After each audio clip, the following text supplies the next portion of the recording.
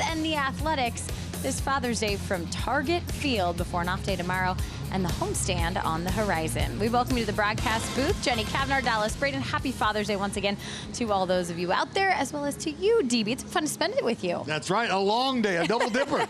A double dipper's worth, and really talking about worth, that's exactly what the Minnesota Twins found in their offense today, specifically the long ball, Dallas. They were after every single pitch right in the zone, and it seemed to be leaving the ballpark. Well, Jenny, you and I have been talking about the power this entire series of the Minnesota Twins that may be a bit under the radar for some folks, but not for us. And there's another man squarely in the middle of their offense right now. Carlos Correa, the last 10 games, he's hitting over 500. He's got 4 homers. He's got 22 total hits. And if he's not the guy getting it done, which he did earlier today to the tune of 2 long balls, there's a couple other fellas in this lineup providing pop in their own right. That's Royce Lewis and Carlos Slamtana.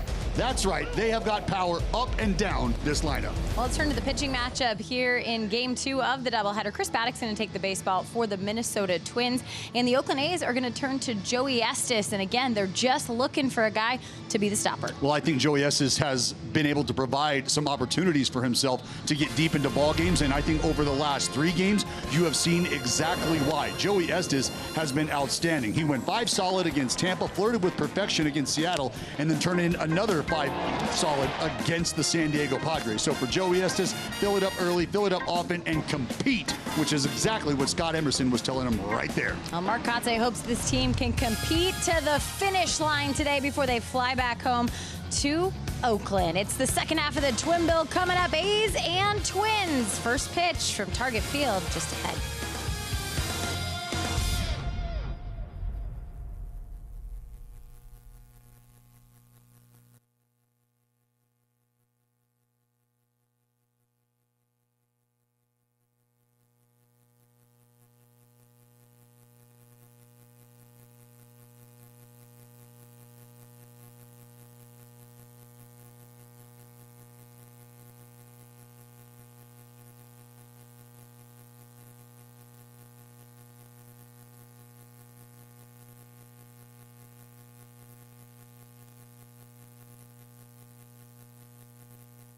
A's Baseball on NBC Sports California is brought to you by Toyota, class-leading MPG, and more hybrid models than any other brand. Toyota, let's go places.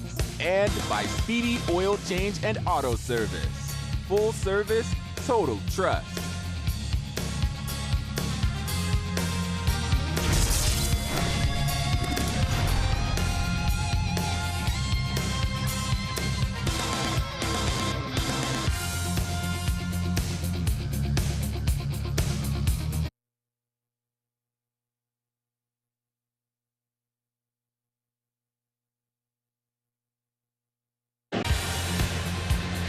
Hope you're enjoying your Father's Day afternoon. The Oakland A's spending a little more time on this road trip. A split doubleheader will conclude right here at Target Field. Game 2 coming up between the Athletics and the Twins. They have the cool Father's Day accents on the uniforms, and of course fathers and sons all around the ballpark enjoying the scenery. Today's game time weather is brought to you by Santa Cruz Beach Boardwalk. And Dallas mentioned taking a nap between the doubleheader. Perfect weather to do it. Yeah. 86 degrees. The humidity's cooled off just a bit. Wind gusts 10 miles per hour, but that heat index peaked right about the 4 to 5 p.m. hour, I think. Yeah, and if you've ever fell asleep on a griddle, you know what that nap felt like? You did wake up sunburned and you weren't even in the sun. So oh, man. It's crazy how that works out. Let's take a look at the A's starting lineup here for Game 2. Abraham Toro just switching positions, but not spots in the order. He'll hit leadoff. J.J. Bleday hitting second. Miguel Andujar will DH. Tyler Soderstrom cleaning up. Shea Langoliers in to catch. Daz Cameron had a homer in Game 1, so he gets a spot in Game 2. Seth Brown, Aledmus Diaz, and Zach Geloff after an off game in Game 1. They'll be taking on the paddy wagon, Chris Paddock. Man with the Texas tailgate. 14th start for the right-hander. Coming off a really good outing against Colorado. 6 1/3, 6 hits, did not allow a run, did not walk a batter either. Punched out 6. Right now, Chris Paddock, an opportunity to put the Twins in the clubhouse, with a sweep.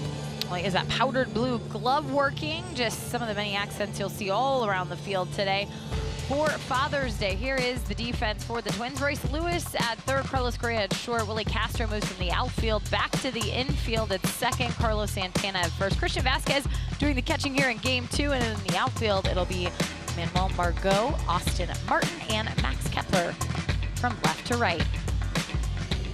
There's a look at Rocco Baldelli, father of twins.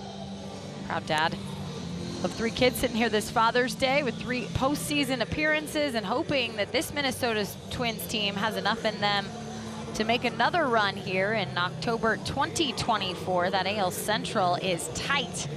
Right now, the Twins sit third with a 39-32 record. Kansas City in front of them, and Cleveland leaders in the clubhouse for the AL Central. This Oakland A's team is going to see Kansas City on the homestand. They'll return to an off day tomorrow and then get back to business. Called strike to Abraham Toro to start for Chris Paddock here this evening. You see the fastball. He's got a 4-seam fastball, changeup, slider, curveball from the right-hander. Standard 4-pitch mix. And much like with Ober, not terribly overpowering in terms of velocity from Chris Paddock, but again, a guy that, if he can command the baseball, does a really good job of mixing his pitches, mixing speeds, as you see there.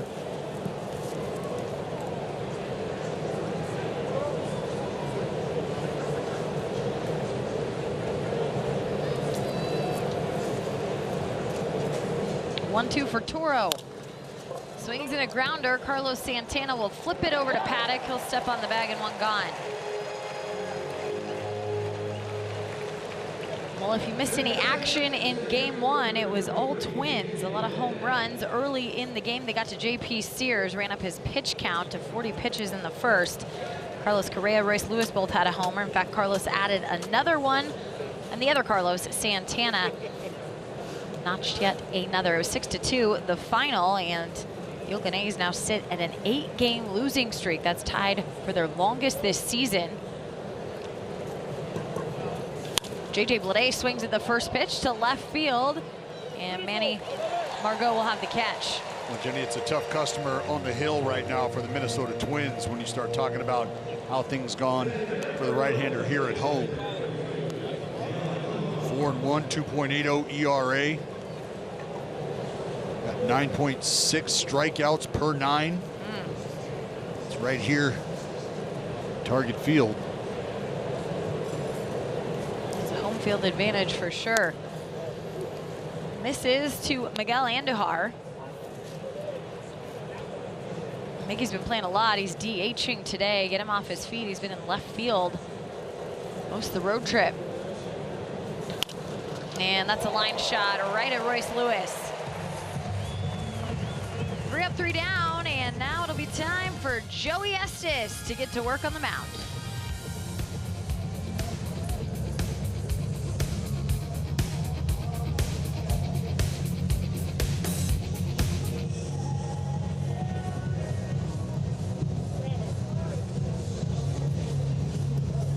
And Willie Castro at the top, leading things off. Trevor Larnach, the DH, Royce Lewis, Max Kepler hitting cleanup back in after being hit by a pitch in the elbow on Friday. He was also the hero of that game. Carlos Correa, Carlos Santana, Margot, Vasquez, and Austin Martin.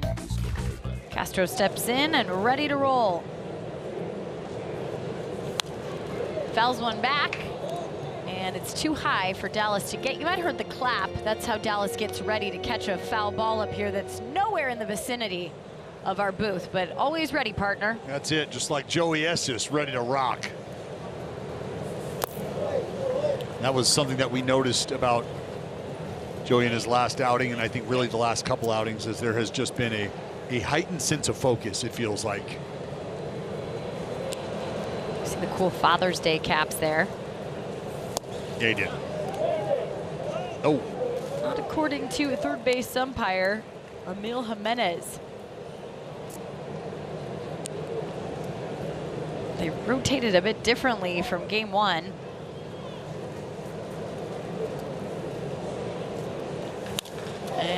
shot into right field. It's going to bounce towards the wall. And Willie Castro has himself a lead-off double.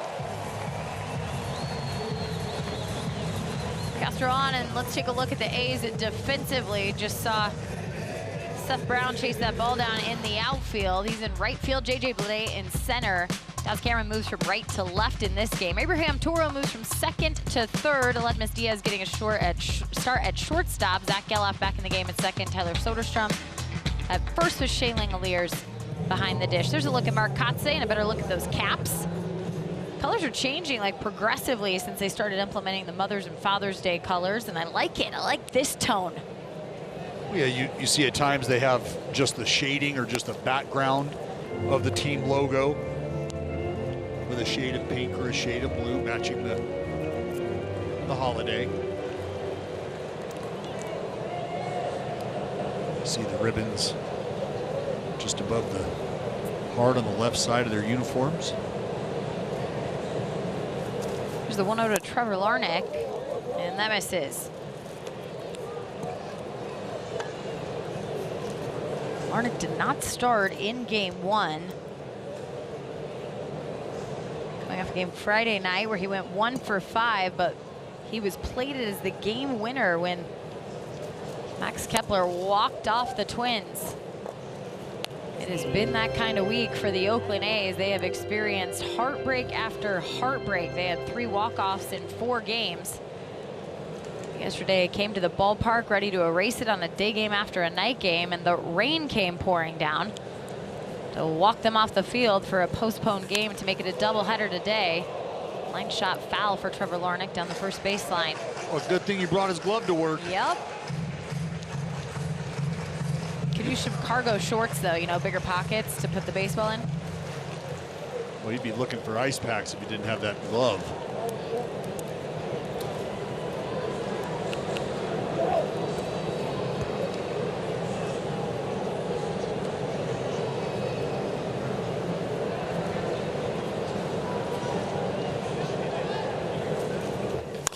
Two, ground ball to Geloff. He'll charge in, flip it over to Soderstrom, and Castro's going to move up to third. One out with Royce Lewis coming up. And here's a look at the umpiring crew today. Behind the plate, Junior Valentine, Ramon de Jesus at first base, the crew chief Adrian Johnson at second, and we mentioned Emil Jimenez at third. Well, these guys really do have one of the toughest jobs. They were out there for all of game 1. Gonna get that rest, that recoup time in a split doubleheader. Grab a snack and you're back out there.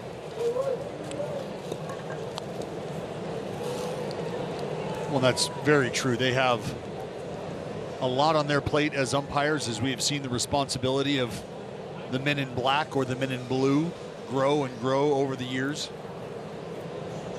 1-0 to Royce Lewis. That's sent towards left field. He's trying to lean it fair. And it's a foul ball. Wow, what a catch.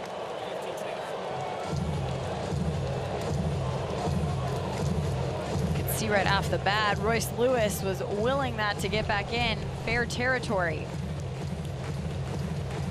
Yeah, foul by a good margin, but you're right, a good play out there, a little bare hand action.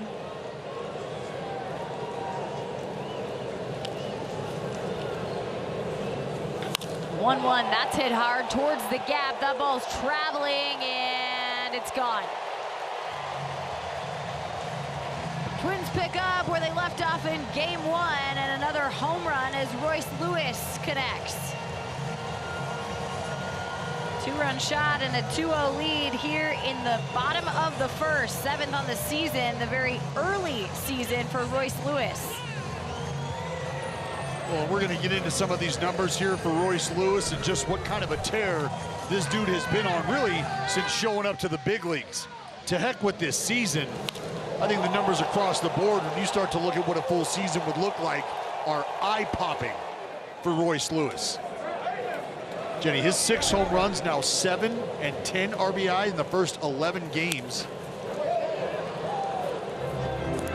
It's good for an 88 homer pace to go along with 132 RBIs over 162. How's that sound? Woo.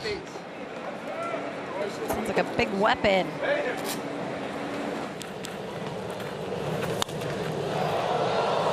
Ball also very foul. Well, coming into the second ball game of the afternoon, he had 23 homers in 81 games. And that's the most in Twins history to start a career through the first 81 games. Now 24 and 82. I mean, that is just lights out.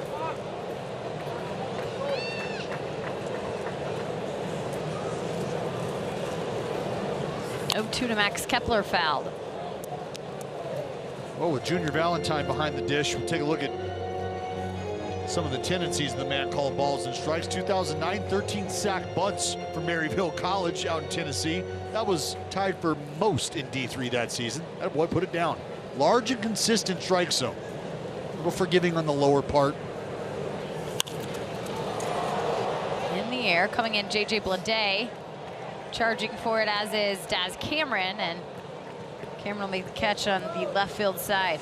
Well, with Valentine being a guy who's not afraid to put the ball on the ground himself, I think he understands the value of getting ahead, letting the defense work. Maybe, just maybe, he's a guy who's out there hunting strikes.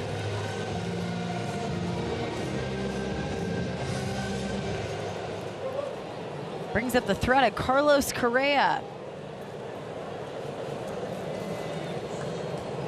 Hitting 5th here in game 2. We've seen him hit 2nd, 3rd, and also in game 1. He was 3 for 4 day with the homer. He was hitting in this spot right behind Max Kepler.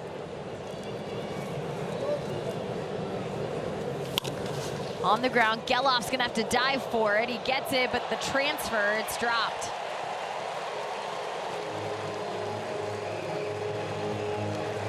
Correa will reach, and we'll see what they call this. Able to get to it, but he had to cover some ground. Well, not only did he have to cover ground, he had to leave his feet. By the time he was able to get up and kind of fumble through the exchange, Correa well down the line. We'll see what they give it, though. I feel like he had an opportunity once he gathered the ball to be able to make a play and make a throw that would have had Correa. But maybe, just maybe, that extraordinary effort to get to it could be the deciding factor. We're still waiting for the official scorer to rule.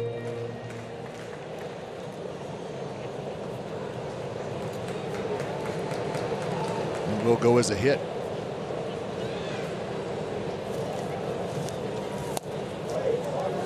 And that's just the way it goes. I mean, we've seen Carlos Correa this entire series. Yeah, he's had the blast. We've seen him. The upper deck blast in game 1, but sometimes it's just been the infield knock that gets it done too. Well, it's his approach that we've talked about all series. And if he's got holes open, or if he gets pitched away, instead of trying to get big and hit a ball through the wall over there, I think we've seen him just sort of cut that swing down and try to find the hole on the right side. A walk issue there is going to put another base runner on for the Twins, and official score officially reversing. So Carlos Correa, they are going to give that as an error to Zach Gelof and not a hit. Huh.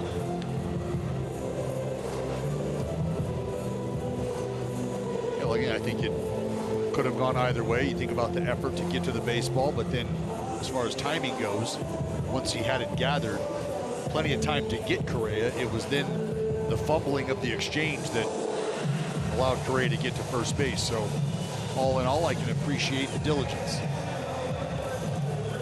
47th there on the season now for the Oakland A's.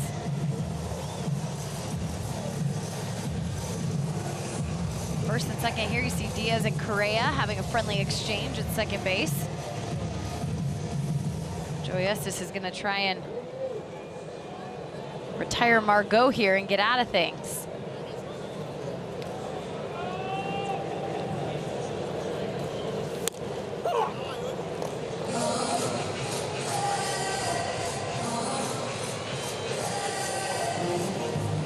Margot led off game 1. He had a leadoff walk and ended up scoring on Carlos Correa's first homer of that game.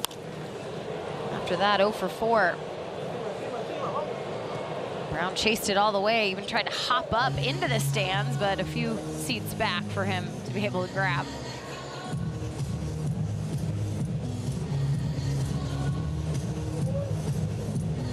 Well, I think right now, the Athletics defenders, that ball is in play, up in the air. You're looking to go get it and get an out. Here's the 0-2, that's inside.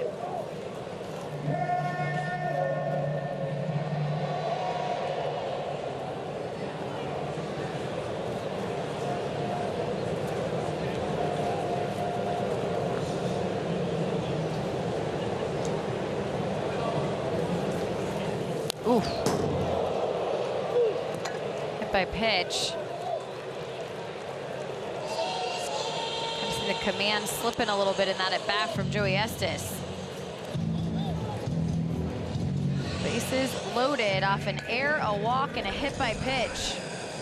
Jenny, this is something that we haven't seen a whole lot of here as of late. Estes walked 2 in his last outing against San Diego, but the outing before that was spectacular. Remember, that was the game against Seattle where he took that perfect game into the 7th inning. Obviously no walks through that outing.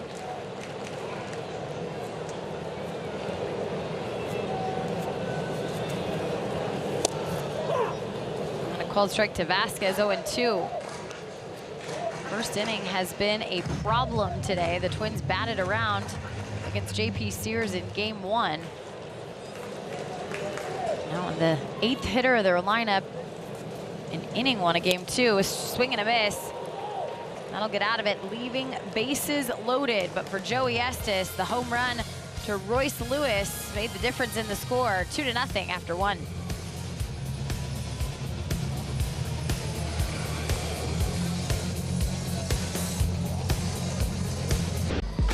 Fans, don't miss your chance to grab some of the best giveaways of the season. From jerseys to bobbleheads to fireworks and drone shows, there's something for everyone. You can check out the full list and get your tickets today at athletics.com/promotions. First pitch strike to Tyler Soderstrom here in the top of the 2nd. Chris Paddock's been sitting for a little bit, watching his offense go to work. Twins went up and they ended up scoring 2 runs off a Royce Lewis 2-run shot. Pretty impressive for Royce Lewis. Really, you go deep, back-to-back pitches.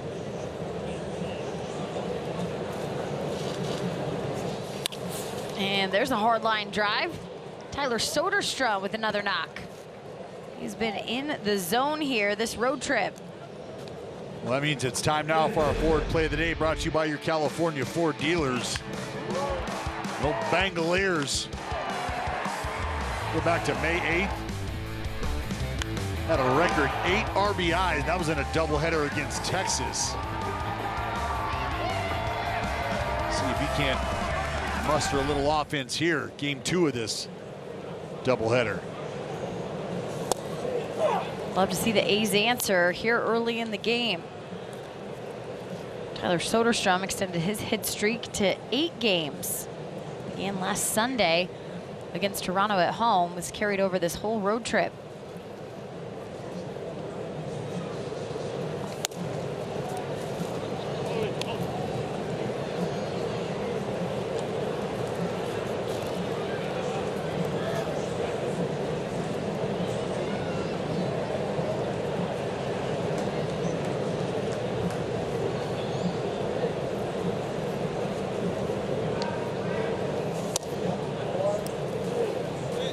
Paddock's a pretty tall guy, 6'5", but I'm wondering, after watching the 6'9" Bailey Ober work earlier today, if he seems a little shorter. Well, the extension doesn't seem as far. Well, that's where I was going, is, you know, the height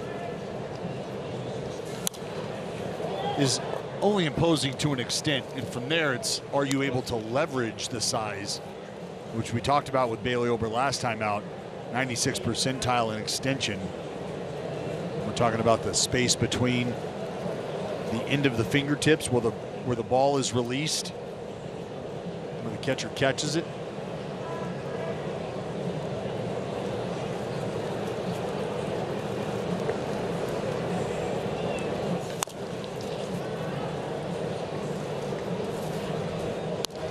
You know, for so long, if you were as high up there as a guy like Bailey Ober or Chris Paddock, you know, you talked about trying to create a downward angle on the fastball, forcing the hitters to have to hit the top of the baseball as opposed to the bottom of it, which they would really like to get a good look at.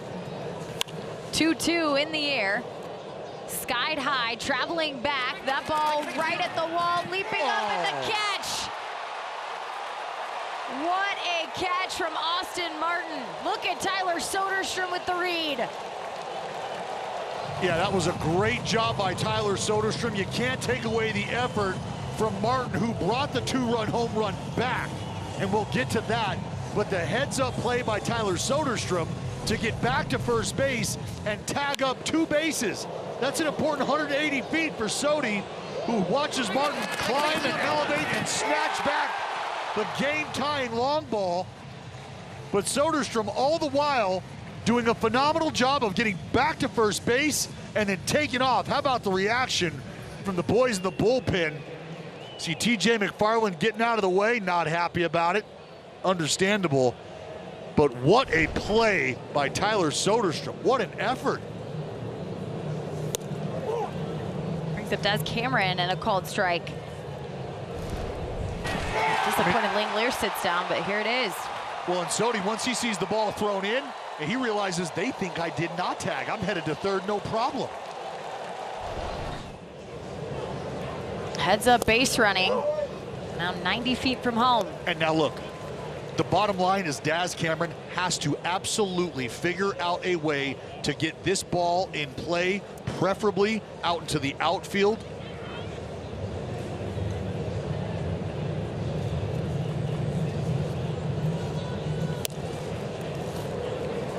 You know, with the offense struggling the way they have been to consistently find runs outside of the home run, this is a magnificent opportunity to start to try to change your luck.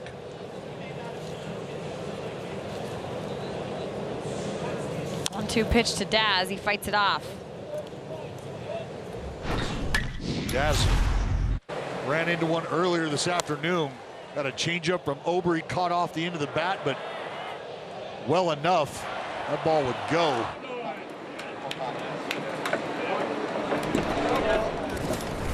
It's the second homer of the season for Cameron. Now just looking to get Soderstrom home.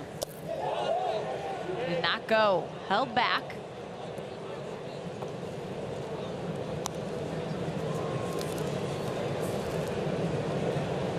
So you just, right now, you want to be able to cash in on the heads-up effort from Tyler Soderstrom.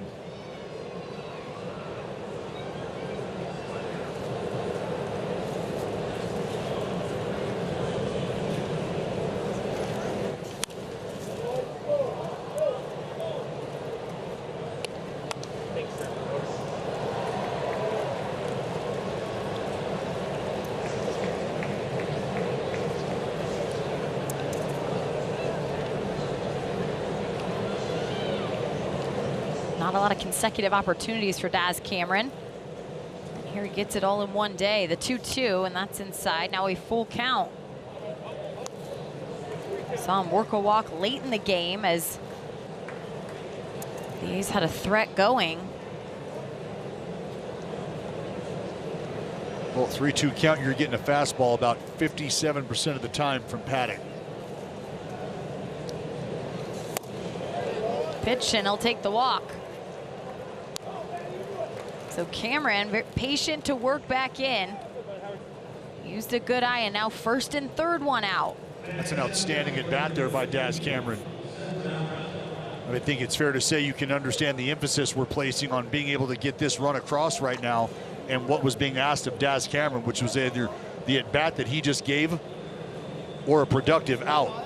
Right now, you're looking for the same exact thing out of Seth Brown. Seth Brown and Paddock have history, and that includes a long ball. Called strike to begin this plate appearance here in the second. 2 for 4 is Seth Brown. Small sample size, but you don't forget your homers.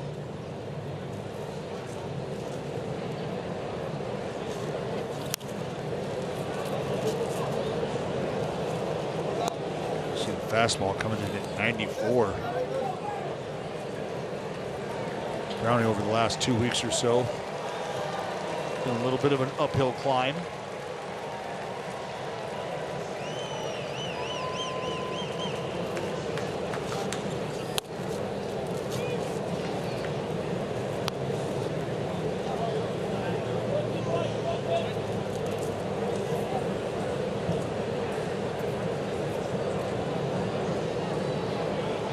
Soderstrom at third, Cameron at first.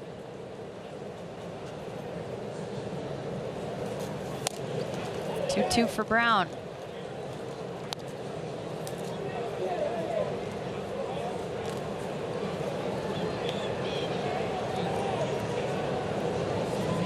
Well, we haven't seen it a ton, but you wonder if they might think about trying to stay out of the double play. He hits that ball hard into the gap, and Seth Brown is going to bring that run home. Here comes Tyler Soderstrom. The ball kicks away from Austin Martin, and a chance to wave in Daz Cameron.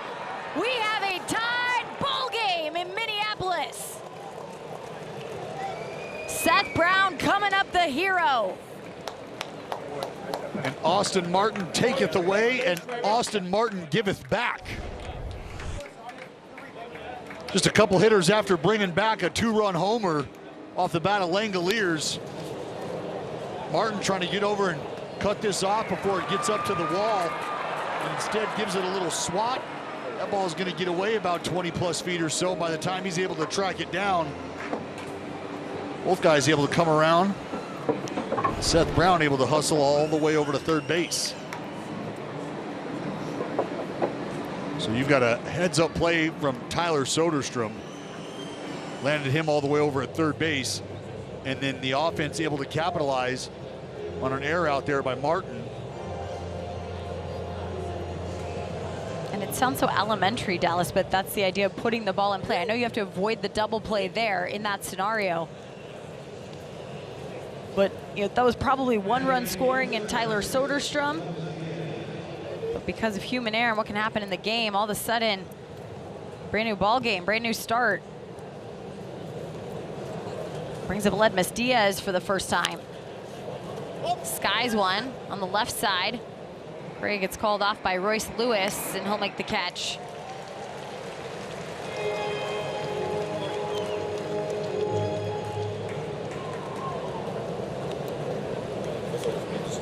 Well, Ledby's trying to send one out to the outfield.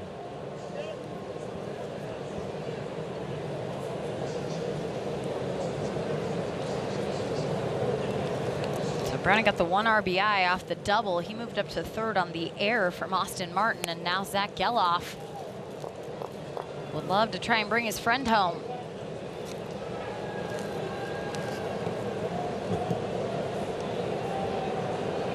Well, that play from Seth Brown is going to go down as a double with an RBI and an E8.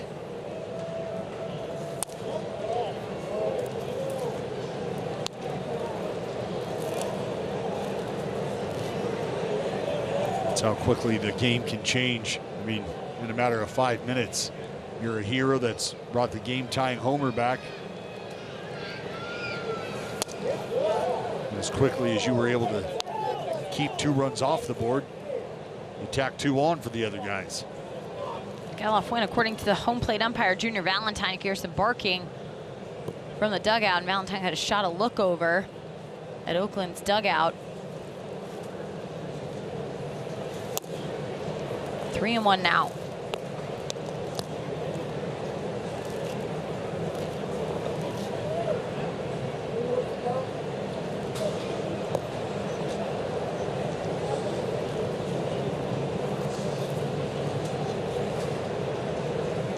The pitch, Geloff towards center field. Austin Martin, he's chasing it down. He's gonna have to play it off the wall. In comes the go-ahead run, and Zach Geloff with an RBI double.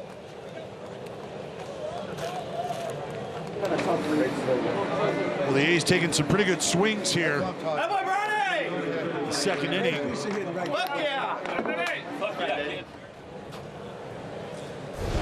And I think they're just taking advantage right now of some poorly located pitches. This fastball down, but down the middle.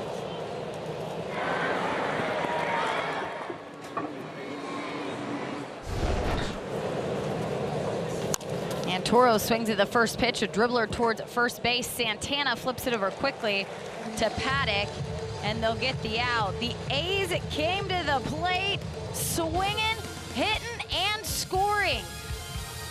They're in charge, 3-2.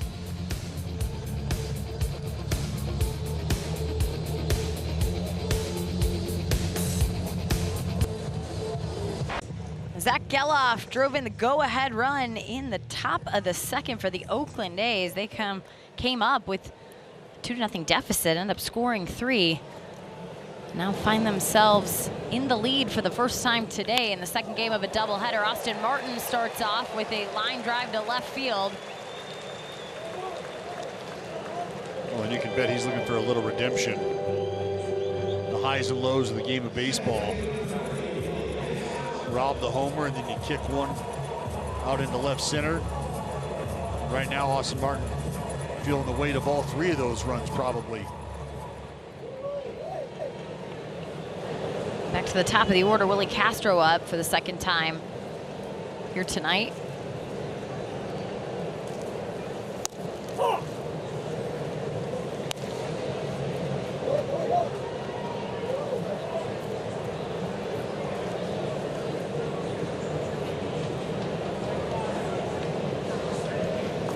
Seventh game of the season for Joey Estes, just 9th start of his career.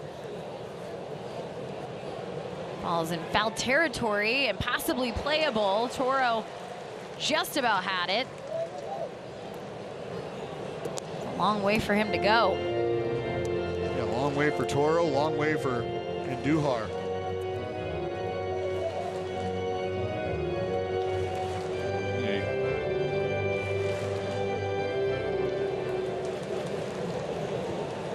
Excuse me, Daz. 0-2 now to Willie Castro.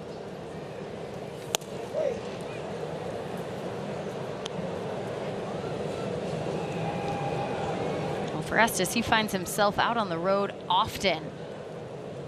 This is his 5th start away from the Coliseum, 2nd here on this road trip.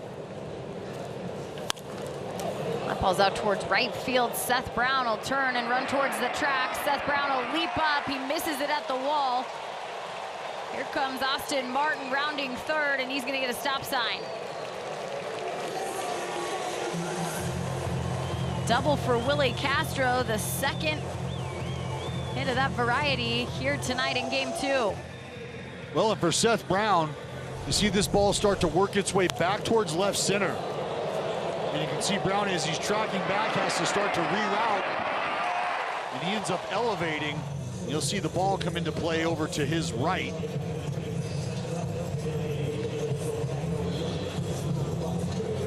You might think about that baseball getting lost in the sun as he's going from shadow to trying to track that ball in the sunlight out there towards the track.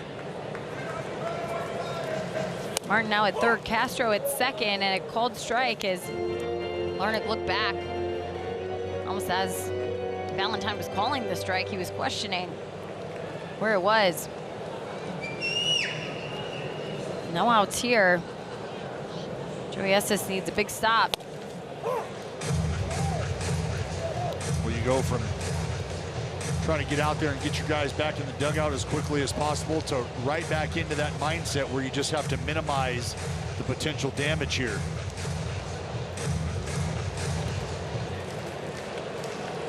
Oh, 2 hunting the punch out.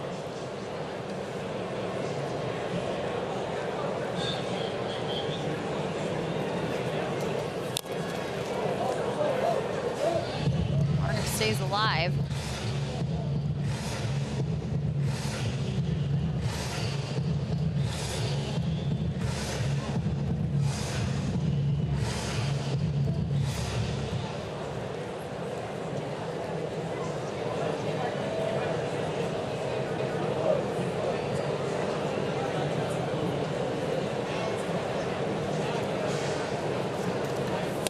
Pitch is high. Ooh. Real close, though. Very close.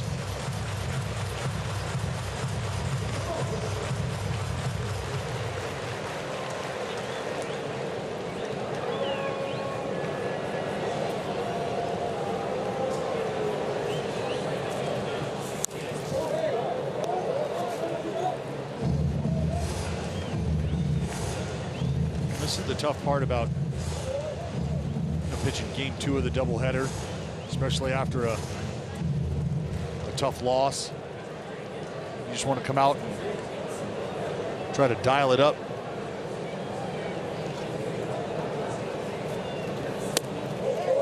Close again. Well, that's 2 fastballs at the top of the strike zone that Estes absolutely should have been rewarded with. Man.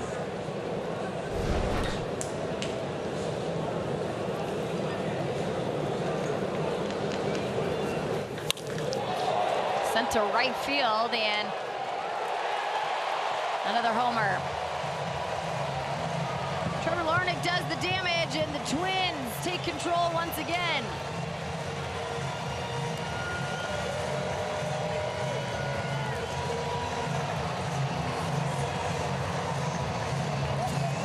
Well, if you're Trevor Larnach, I think hitting becomes pretty easy when you're given 4, 5 strikes at a time. And that's what happened. He had 2 on him. That was called the ball. That would have been strike 3. The pitch after would have been strike 4 and then 92. Strike 5 is going to make it 5-3.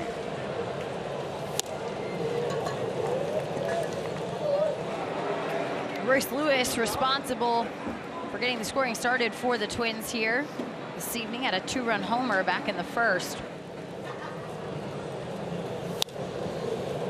These homers have come in big-time bunches for this Twins crew. Well, they are assaulting the baseball right now.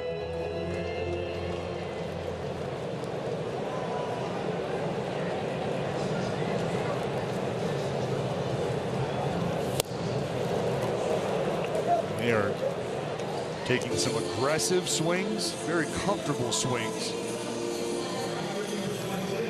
Strikeout there, the first out, in time now for Home Depot getting it done. Max Kepler has hit the most home runs right here at Target Field. Passes Brian Dozier. He did it on Friday night. 81 homers in his career at home here in Minnesota. Popped up towards center field. J.J. Bleday charging in, charging out of the middle infielders, and the catch for Aledmys Diaz.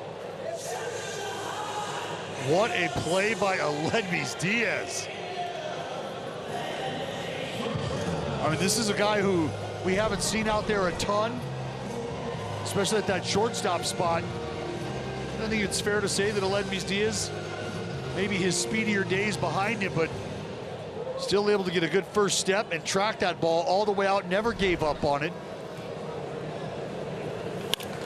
And they'll try and finish getting those outs. Stuff a one-hopper to Zach Geloff. Carlos Correa retired on the ground ball. 3-run homer from Trevor Larnach put the Twins back on top, 5-3 after 2.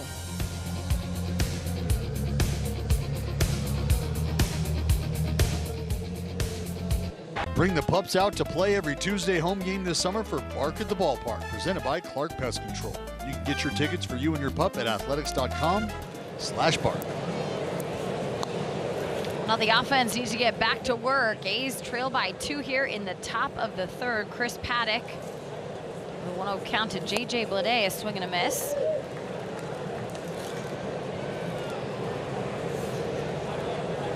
Joey Estes was looking for a shutdown inning and unfortunately ran into Trevor Larnach. That ball's crushed out towards right field. It's heading deep, and that baseball's gone. J.J. Bleday answering with a solo shot of his own. A's inch back now 5-4.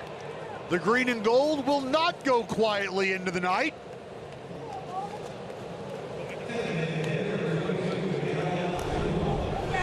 All you want is to be competitive and punch back.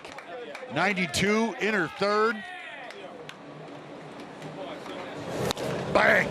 That's J.J. Bleday, baby. Hammer time.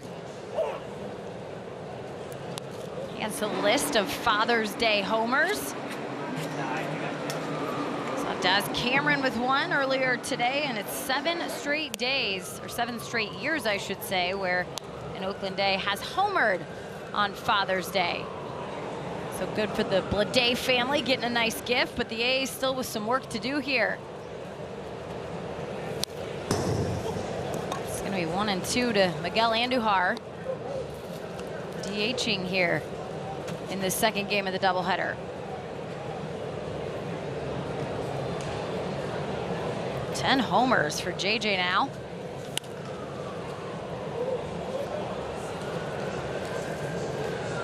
Well, again, J.J. Bleday just slowly yet consistently continuing to raise his game.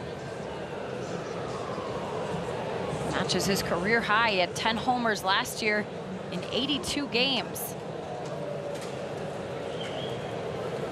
He's playing in game 74 here tonight. I'll tell you, there's been some good swings here against Paddock, and I think it's fair to say they've hit the ball well during the first 3 innings or so. So here's some movement down there in that Minnesota bullpen. 1-2 back underneath Paddock, and bringing it in, it'll be Castro to Santana for the out.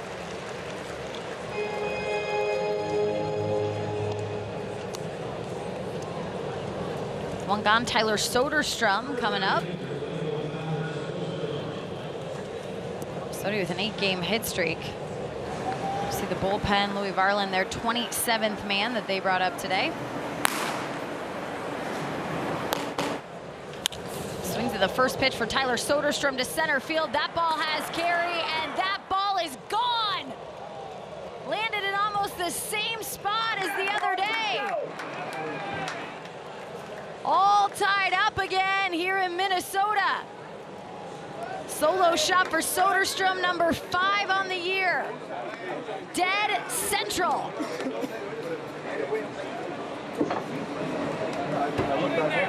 Stay hot, Sody.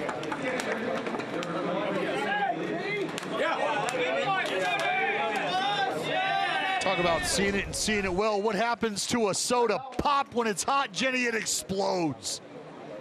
Sody swat. Stay fair. Stay fair.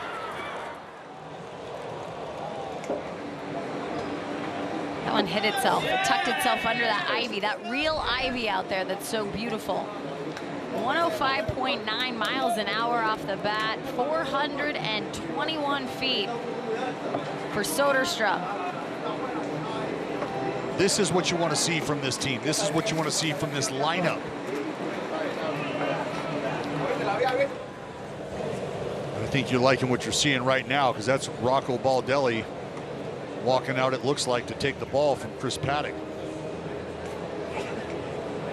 There he is. He makes the call. Hopefully someone can go dig out that ball sitting underneath the batter's eye, so Tyler Soderstrom can get that late Father's Day gift off to his pops.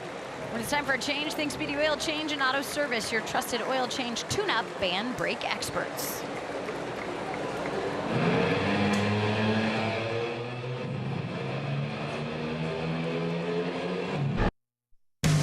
This copyrighted telecast is presented by authority of the Oakland Athletics. It may not be reproduced or retransmitted in any form, and the accounts and descriptions of this game may not be disseminated without the express written consent of the Athletics Investment Group, LLC.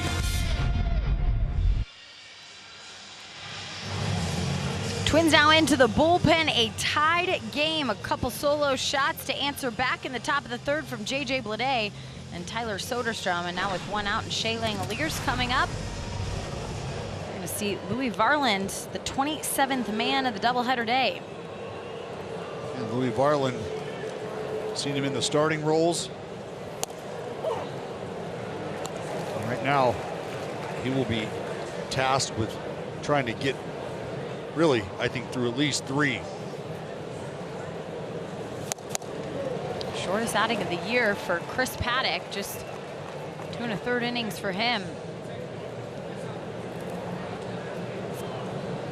Well, Paddock, you see him just kind of pacing back and forth. It was just mislocation this evening for the right-hander. Swing and a miss for Shea Langoliers and a strikeout for Varland to start.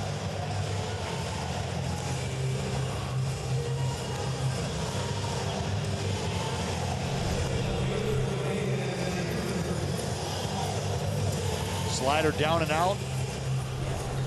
Really not close, but I think maybe if you're dealing with a little uptick in velocity, you start to have to honor and respect that fastball. Off speed's a little tougher on you. It's not just the 92 to 94. Now we're talking 97 plus on the heater.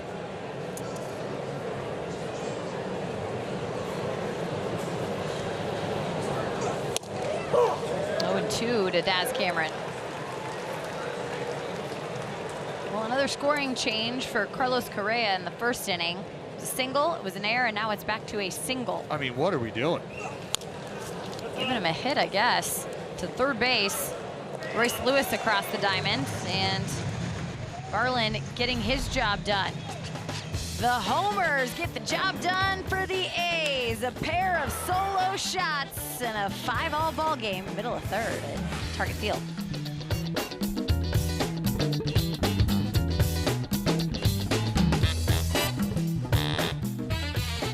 Paris are just around the corner, and the countdown is on. Tune in this summer on NBC and Peacock to see the greatest athletes in the world go for gold in the City of Light.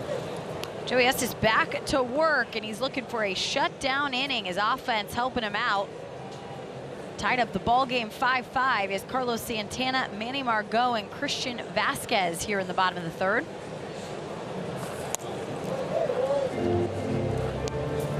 Well, Jenny, I can tell you right now, I have been in this exact position as Joey Estes, where you go out, give up a couple early, you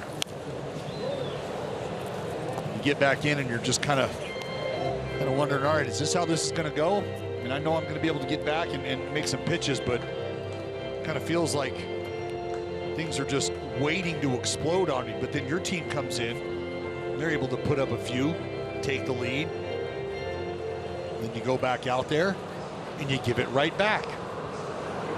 So you're just trying to figure out a way.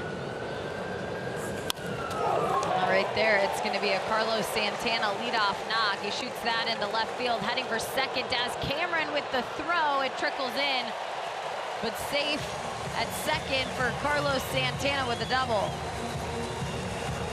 Well, and I think Santana was thinking 2 out of the box the entire time. And we'll show you Daz Cameron as he gets to it. I think on the throw may have lost his footing a bit.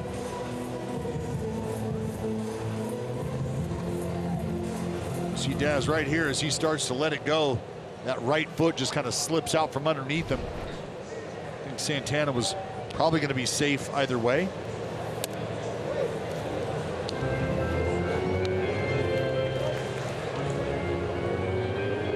Twins put the pressure on Joey Estes once again with the runner in scoring position. Manny Margot was hit by a pitch. His last plate appearance, a swing and a miss there, 1-1.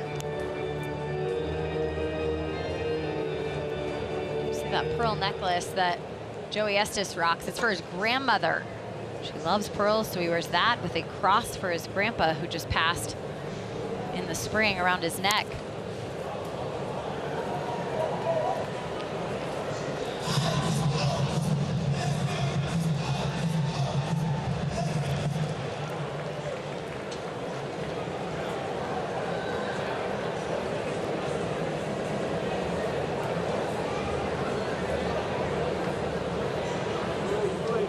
Just steps off, looks like a pitch calm situation. He keeps pointing to his hat. He's trying to get the umpire to walk out with Shea Langoliers so they can fix it. Well, and it looked like Valentin actually put the arms out like that was going to be a disengagement. Now I'm curious if they're, yep, see, he's telling him that's. So he stepped off. So I got to count it. That's a hard thing. You're supposed to sit there and wave your hands uncontrollably. I think your natural reaction when the pitch com's not working is to just take a step back. But to your point, that's kind of letter of the law, right?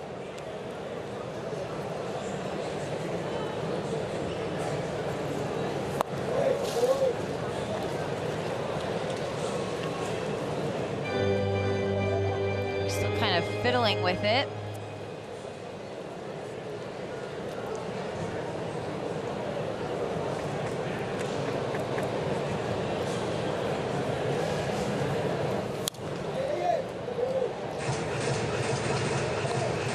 While it is something that I think players have gotten used to, you also have to remember that it's not every day you wear pitch com. It's just the days you pitch. So in between your work days, you're never really dealing with that. Full count coming for Manny Margot.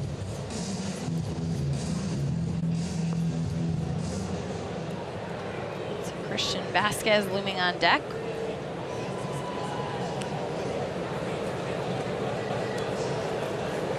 And the payoff pitch popped up, but foul.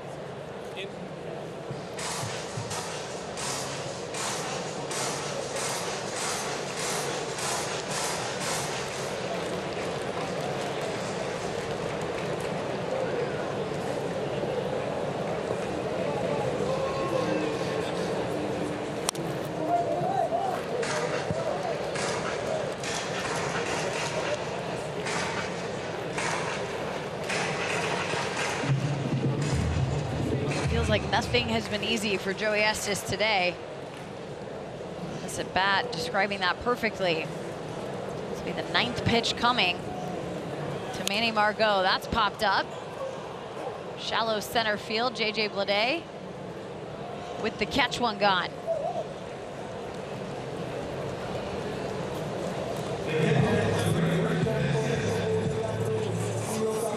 Well, it just feels like baseball gods kind of have a sixth sense of humor today. Long day.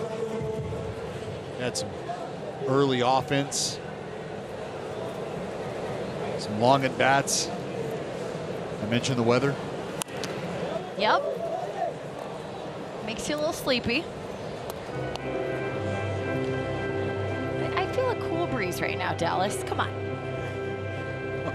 Feel good on all that sweat that you endured the last, 7, 8, 9 hours at the ballpark? You got your head in a freezer that I didn't hear about? Where's that breeze coming from? 0-1 to Christian Vasquez on the ground, and Diaz connect with Soderstrom. 2 gone. After a leadoff double, probably the best position you can be in here with the bottom of the order. But you still got to work against Austin Martin.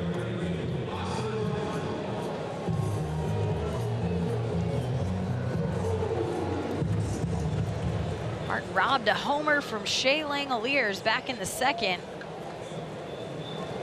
Ended up kicking a ball away. Seth Brown had a double. Allowed 2 to score. Tied up the game in the 2nd at 2. The A's eventually took the lead. They gave it back. Unable to tie it up. They're trying to keep it a tied ball game right here.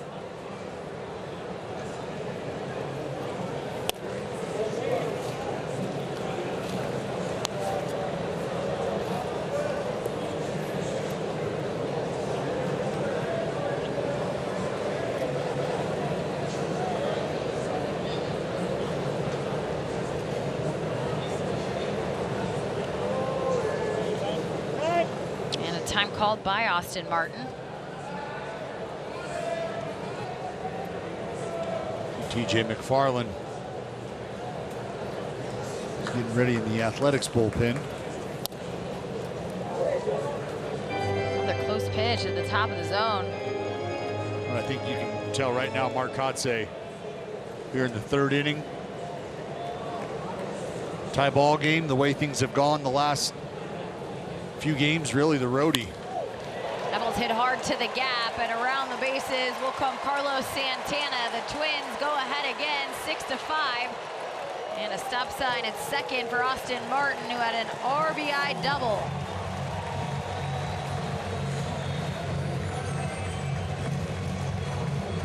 Well, he has had a day. Looks like that is going to be it for Mark Kotsay. Austin Martin delivering the fateful blow. Second hit of the afternoon, an RBI double.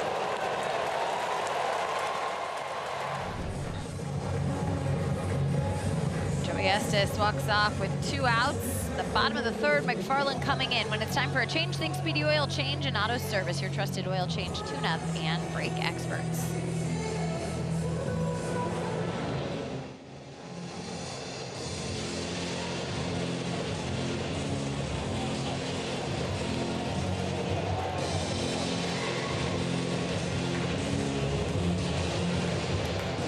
Tickets at athletics.com/tickets. TJ McFarland in, runner on second, 2 outs here. Go-ahead run just scored for the Twins. First pitch, a strike from McFarland to Willie Castro. TJ McFarland on, he's going to turn around. Castro, switch hitter, will now suit the lefty from the right side.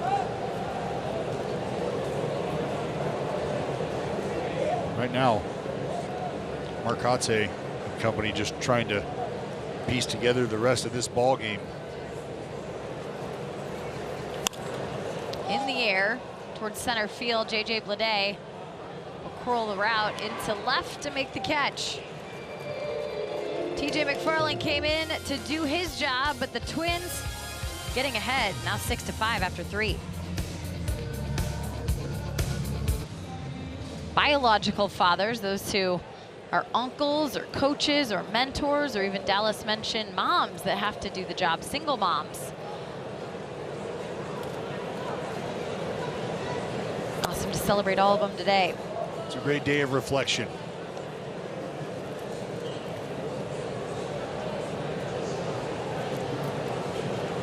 Louis Varlin continues his work.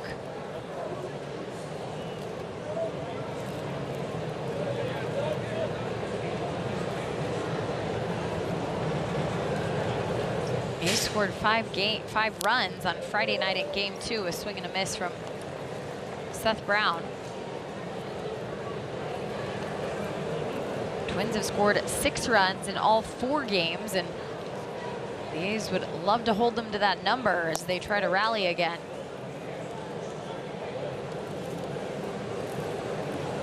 Well, we have seen bursts of offense from the Athletics at times.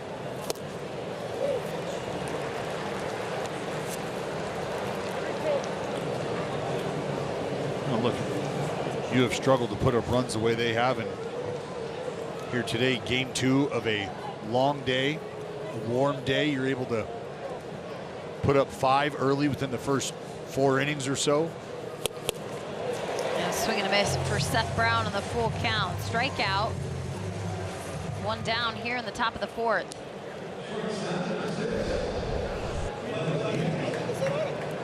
Varlin. A little wrinkle, little cutter, maybe under it, right at the top of the zone.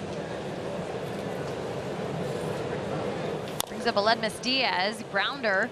Willie Castro will collect it on the left side, and ground ball out for number 2.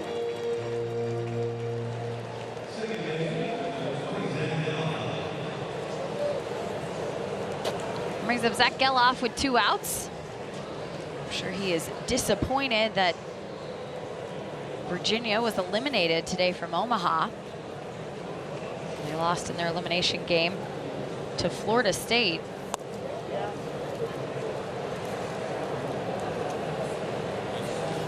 Fun time of the year for college baseball, fun time of the year for the PGA. We were watching the ending of the US Open up here. That's what you did. You didn't take a nap.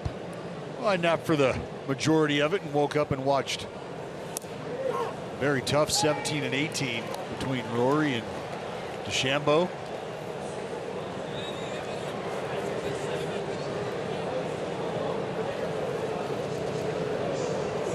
0-2 and a whiff from Geloff. 2 strikeouts. Add to his other one he had. It's 3 now for Varlin in relief. 6-5 Twins, middle of 4.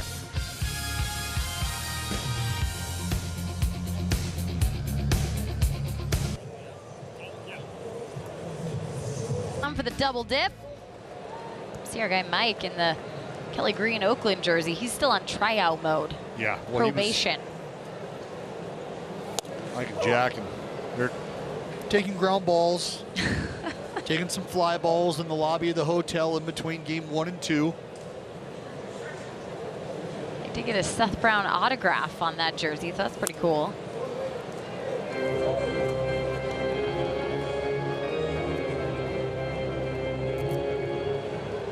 Mikey said, "Hey, I don't know if you get to eat in between games, but if you do, I highly recommend the chicken out in center field." Compliments a road trip, Mike. Nice. Get some tacos. We did. Part of the battle, you know, of being a broadcaster like Dallas Braden, you got to plan out your food for an entire day. On the doubleheader, swing and a miss for Larnach. He goes down. TJ continuing to work.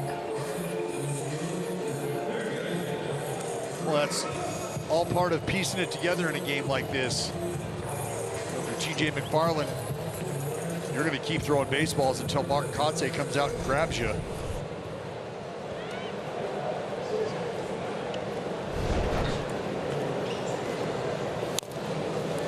Royce Lewis fouls off the first offering, and we should take a minute for a special shout out to TJ McFarland's dad, Tim. We've seen Tim, speaking of road trip renegades, Tim could probably be an honorary member. Yeah, I'd say so. If you want, we see the McFarlands out on the road from time to time, but the spirit of Tim McFarland is awesome. And I know folks that have seen him over the course of TJ's career in the crowd. His enthusiasm, his love for baseball and for his son and playing is awesome. Well, it's infectious.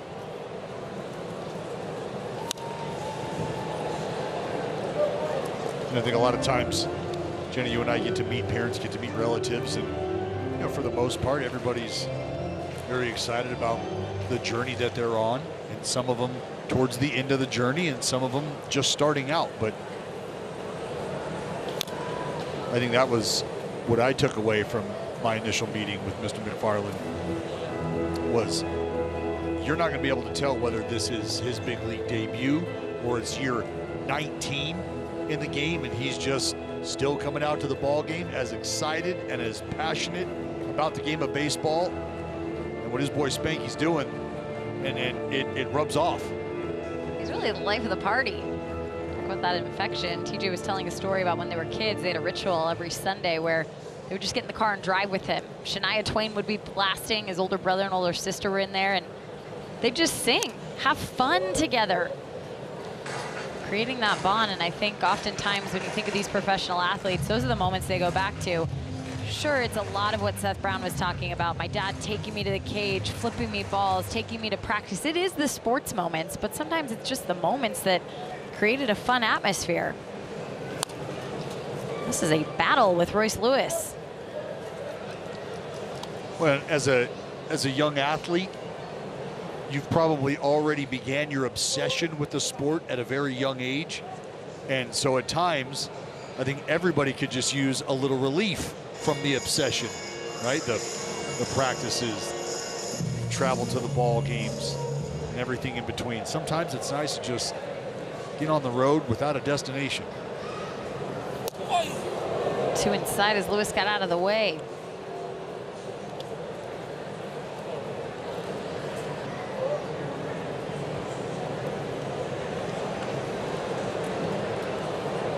First 82 games now, 24 homers for him.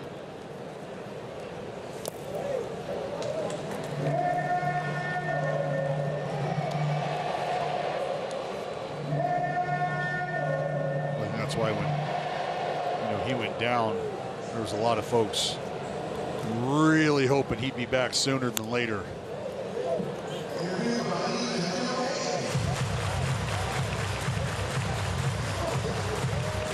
just something I think you deal with, though. We understand that injuries are part of the game, setbacks. 6 foul balls here in this plate appearance. 10th pitch coming. And a walk to Royce Lewis.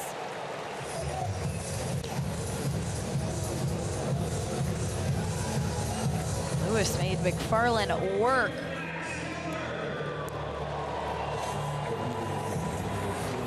Double play in order, and we've seen that a time or two from TJ McFarland. Love a ground ball from the threat of Max Kepler. Kepler, a guy who's been in the mix late. A couple big hits the other night.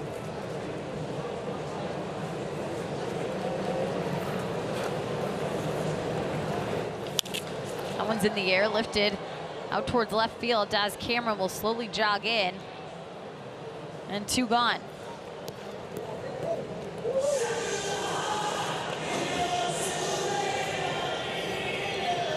Looks like that's going to be it for TJ McFarland. Right-hander Carlos Correa coming up. Mark Kotze is going to go to the bullpen.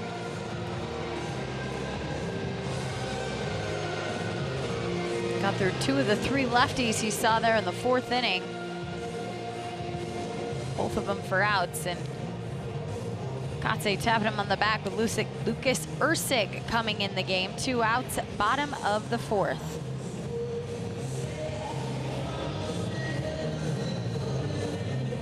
Enjoying a lot of offense here in game 2 of the doubleheader. Bottom of the 4th, 6-5. Twins on top. Runner on with 2 outs.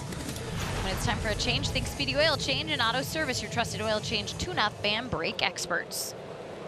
Well, not a save situation, really not any other situation outside of just get us outs right now.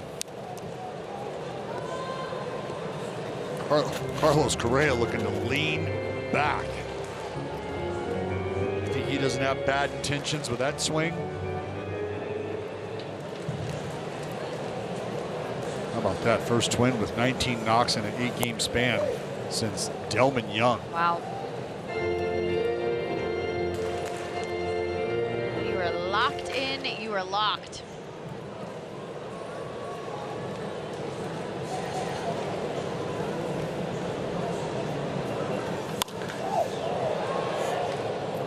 Well, the fact that you've seen Carlos Correa wear out the right side on the ground, you've seen him flex the pull side power multiple times.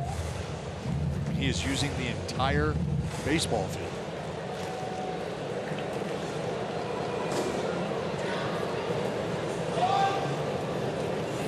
Yeah, he did. He did go around. So he'll drop the bat. Lucas Ursig coming in to do his job, and I'm sure we'll see him again in the 5th. Time for the bats to get to work. The top of the order coming up.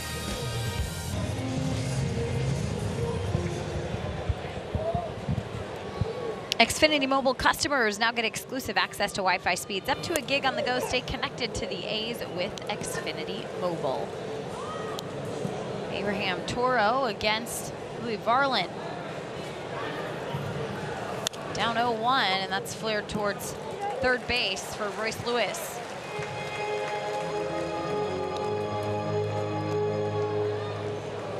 Well, we told you there was a good chance you're going to see Varland for an extended period, excuse me.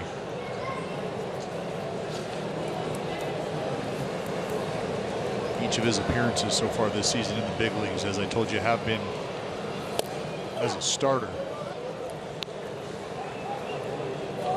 Last start, that was against Colorado. It was on the 11th of June. 5 innings, just 1 hit allowed. Didn't allow a run in that game. 1-1 to JJ Bleday.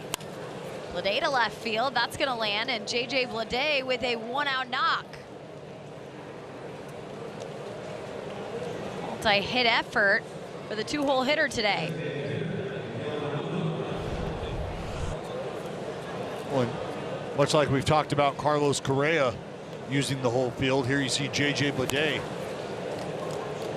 Being a breaking ball Stays up.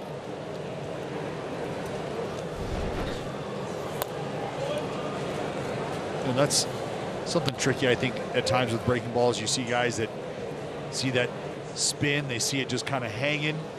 They want to get big, they want to get around it, they want to pull it. Miguel Andujar to right field. And tracking it back will be Max Kepler. He'll catch it just a couple feet shy of the wall.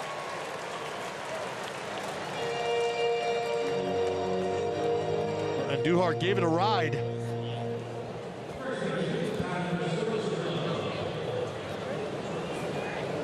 Well, Soderstrom coming up. This is a pretty good group of company to be in. Players to hit 4 home runs in a 7-game span, age 22 or younger.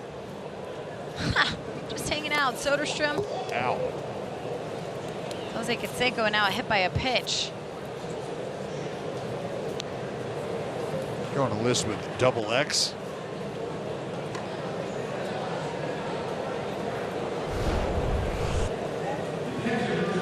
Maybe they're just trying to move the feet of Soderstrom after some of the swings they've seen. Catches him right on the outside of that front right foot.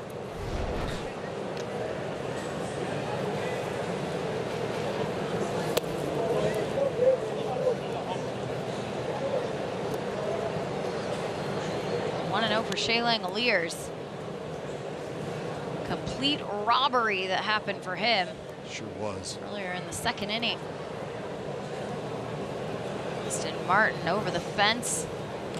Got that home run back to life. On the ground to third base. Royce Lewis across the diamond. And that's all she wrote here in the top of the 5th. 2 A's got on, both left on base.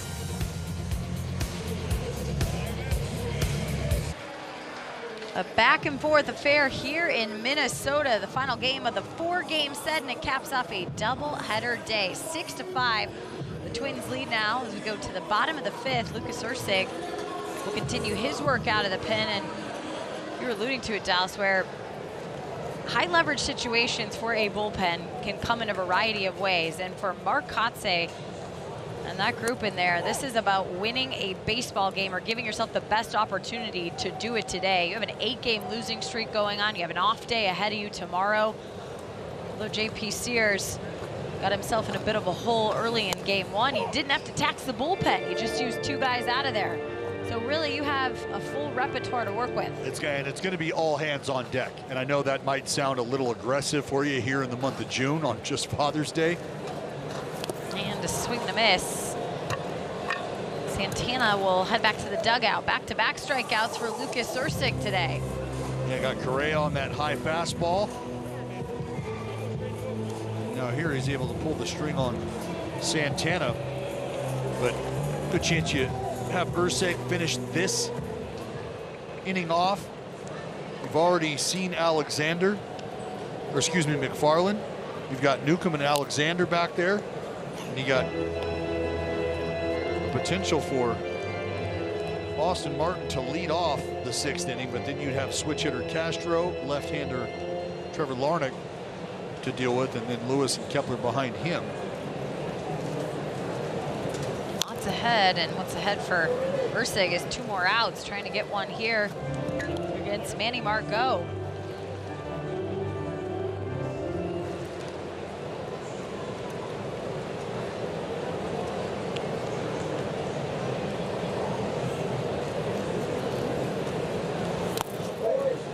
Dirt.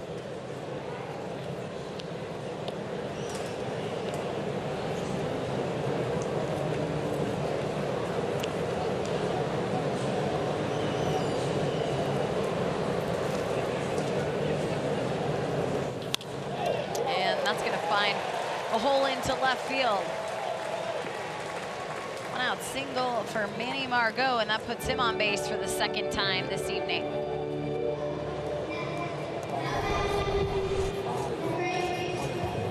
See the slider just back up, never really starts to head in the other direction. Just kind of shot out of the side of the hand there of Erceg. These pitchers have yet to deal with a clean inning here in the 5th. Runner on 1 out, Christian Vasquez up.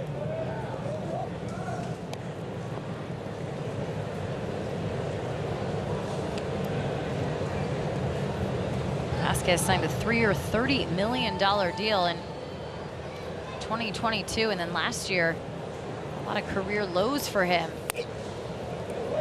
Back when it came to playoff time, this team relied more on Ryan Jeffers, even though it was Vasquez. Had 31 playoff games of experience and a couple World Series rings between Boston and Houston. Well, that's why initially you look at Vasquez as a guy you'd love to bring into the fold because of that experience.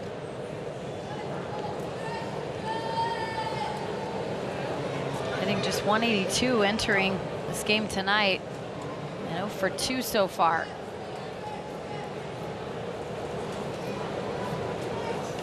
(2-0) towards center field. Lede charging in, and it's going to bounce.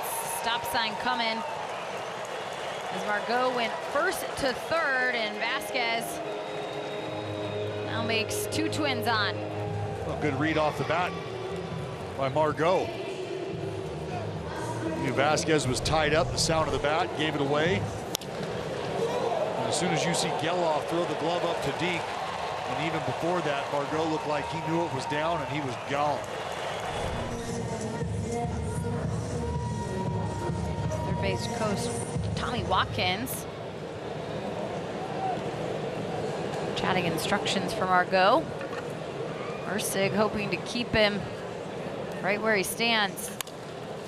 On the ground, chance for a double play. Diaz to Geloff onto first and getting out of it.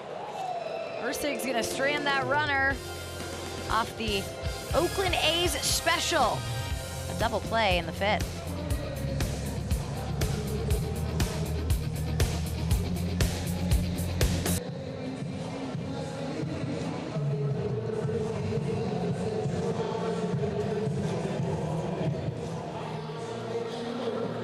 Visit MLBtogether.com to learn more.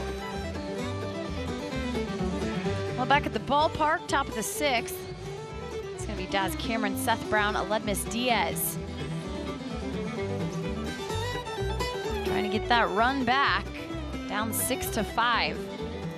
Well, very slick 6-4-3 to end it.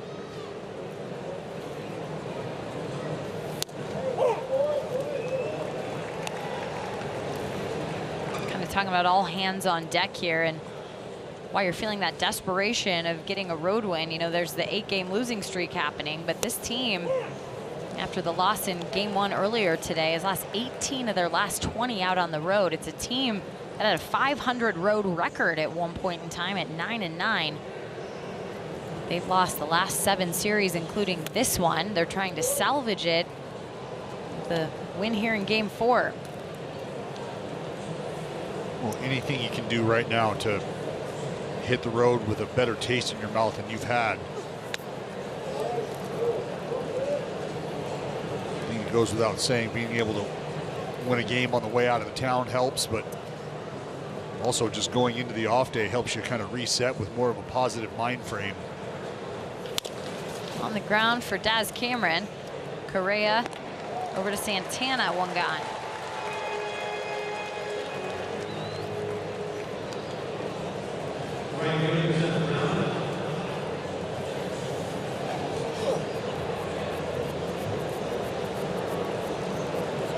Brings up Seth Brown, 1 for 2 today.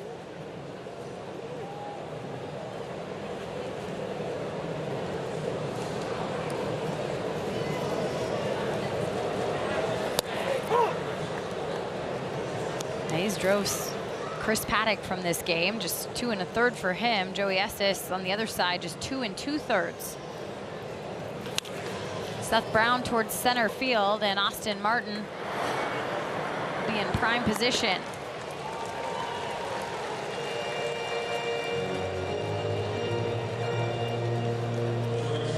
Two gone for Oakland now. Aledmus Diaz coming up.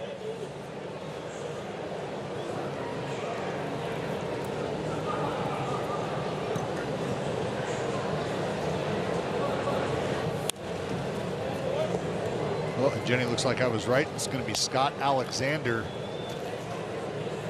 warming in the A's bullpen. Could see the left-hander on to start the 6th.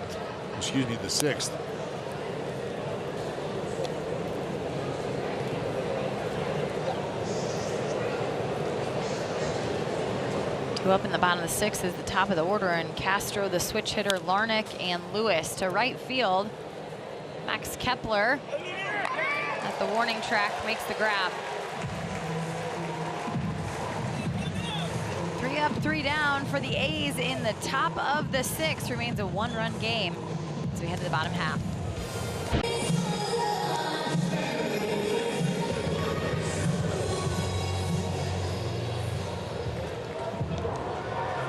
A's fans, the 2024 schedule is packed with over 30 group themes, special events, and community awareness days this season. Juneteenth, Teacher Appreciation Day, and Native American Heritage Day are coming up this week, so grab your tickets today at athletics.com/special events. The lefty Scott Alexander in now for the Oakland A's, bottom of the 6th in a 1-run game. A swing and a miss from Willie Castro, the leadoff hitter. 2 for 3 today with a pair of doubles.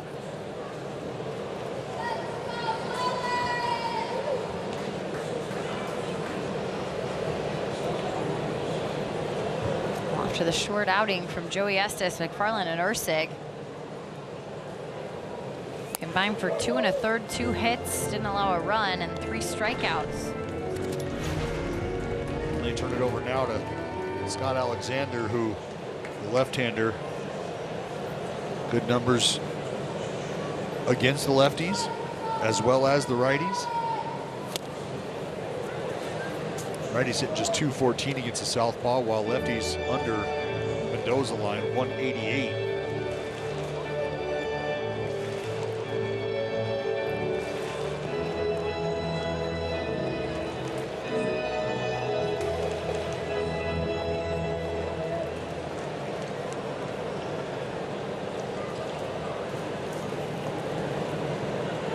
Oh, 1-2. Went behind Castro. Well, this is where you see the matchups start to come. Alexander facing the leadoff hitter here, Castro. Looks like he just jerked a slider. Held on to it a little too long. It was left-hander Larnach who was due up right after him.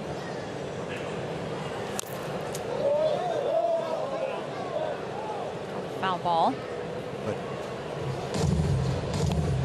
I think Rocco Baldelli has other plans. It's Mr. Miranda who's on deck. This is part of the game where we talked about being able to match up, understanding that there was going to be guys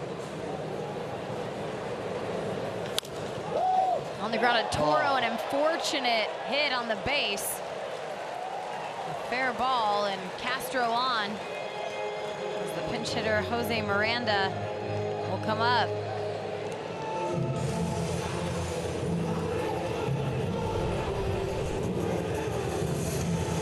Castro living the good life right now. 3 for 4 this afternoon. This one's going to find the bag.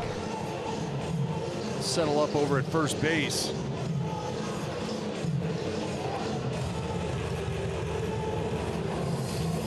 Trevor Larnach's offensive run will end. He had the 3-run homer in the 2nd inning, a big part of that 6-run offense today for the Twins. Jose Miranda,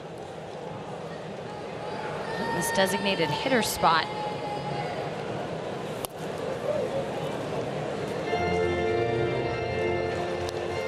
Already played this afternoon in game 1, went 2 for 4 with a pair of singles.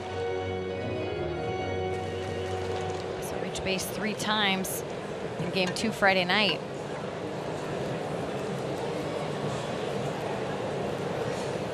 One 0 on the ground to Toro. He backhands it, stabs at it to Geloff, and they'll make sure they get the play there. Nice job by Toro just to be able to get to this ball, knock it down. He fields it cleanly. He'll get up to his feet. Good job by Geloff. You can see where Geloff is. Top of your screen, he'll come into play.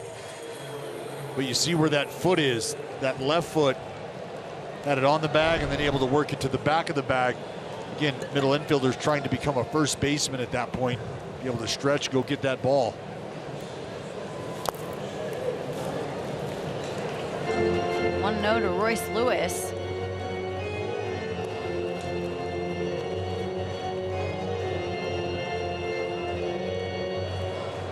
It's almost weird, Dallas, to see the Twins in their home whites after we've been watching a team of all blue with yellow piping for their City Connects the last couple games.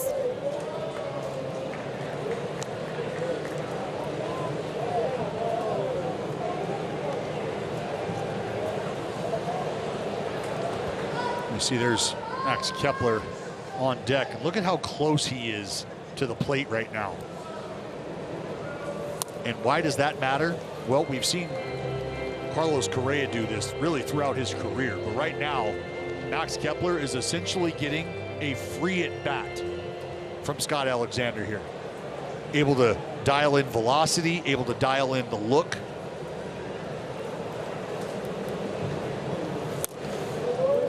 And he loses them on 4 pitches. Free pass for Royce Lewis. First and second with Kepler coming up. Well, and you wondered if Marcotte was going to stick with Alexander. They've got a right-hander out in the bullpen, I believe is ready to go, in Austin Adams. Would you like your left-on-left matchup here? No problem.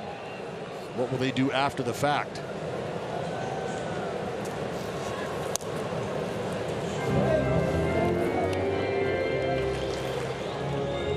The best choice would be a double play, and then you have a half inning to make that choice. That's it. Kotze, Scott Emerson, the pitching coach, talking it over right now.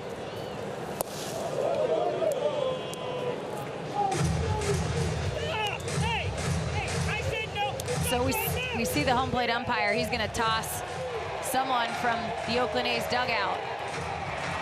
Looks like it might be Scott Emerson. Mark Kotze walking out.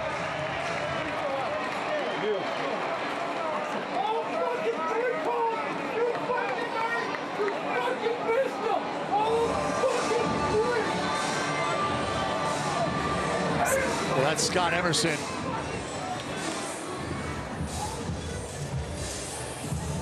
Scott Emerson letting Emil Jimenez know just how many calls he feels like he may have not gotten. Checked down a couple times, and he said the batter didn't go around. Scott Emerson was hot and now ejected from this ball game.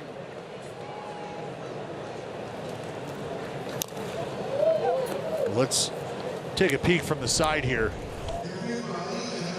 Look straight on, first of all. Looks like he may have held there. Ooh, borderline. And I think after a few days and maybe not getting some calls your way, you can understand why frustration's starting to boil over. 2-1, slow roller to second. They're going to get the lead runner at third on the tag. Just to make sure from Abraham Toro. I like the decision there. You were not going to be able to make a play at second. You were not going to be able to make a play at first. Instead, you're able to get the lead runner. Now that'll bring out Marcotte, unable to get the double play. They're going to match up. Go get Austin Adams. See Kepler, a little sidewinder. Diaz wisely giving it up. Toro just got to step on the bag. He'll opt to tag the runner. Well, with 2 outs, 2 on, bottom of 6, there'll be a pitching change. Austin Adams coming in, and when it's time for a change, think Speedy Oil Change and Auto Service, your trusted oil change, tune-up, and brake experts.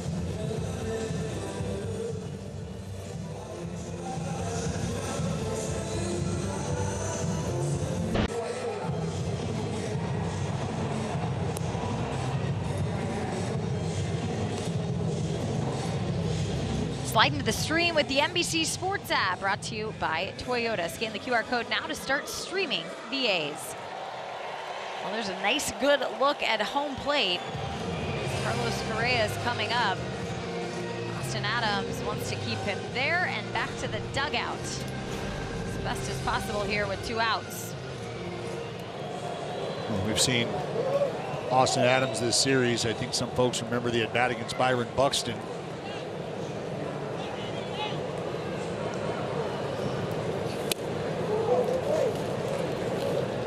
Came in that situation, was able to strike him out. And I think right there, just that take from Carlos Correa, the way he took that fastball, it's not like it was terribly close to him, but just kind of feels like he's looking out over for a slider. Jam there, 1-1. So I think again, that just the late reaction.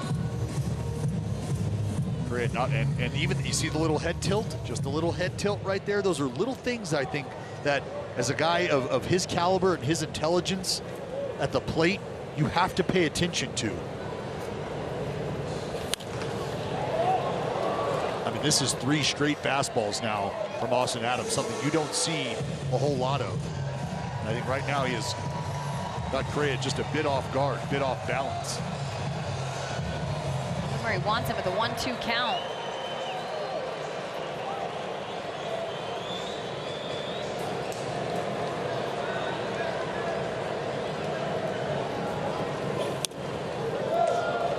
Inside and misses.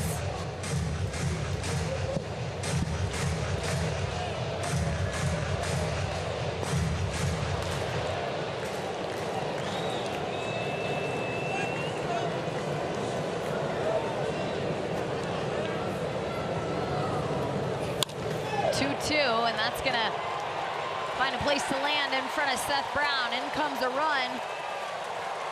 It's a 7-5 ball game, and Carlos Correa continuing to hit and drive in runs. I mean, the guy is just in a tree right now.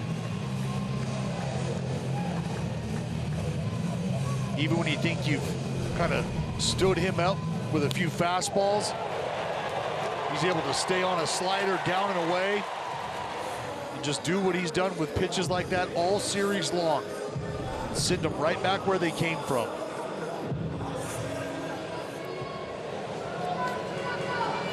Brings up Carlos Santana.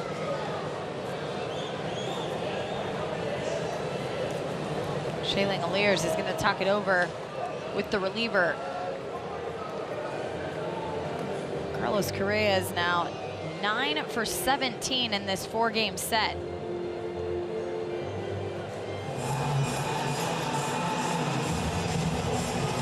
Batting average up to .310 for Correa.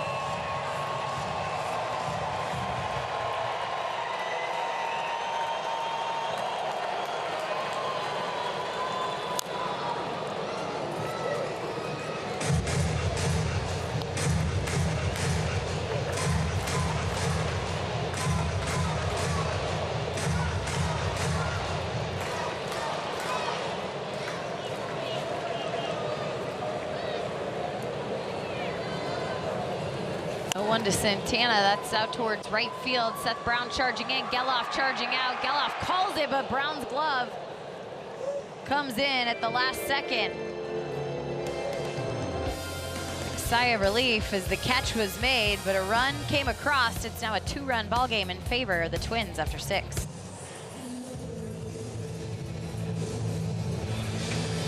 Grounds crew just finishing up as we'll begin the top of the 7th. Zach Geloff will lead it off. Abraham Toro, JJ Bleday. You talked to the head groundskeeper here, Dallas. What's the hardest part about keeping Target Field looking so pristine? Well, the weather. You talked about the inclement weather. You know, there's times where it can steam up on you very quickly. I think we have felt the effects of that. Why are you looking at my hair when you say that?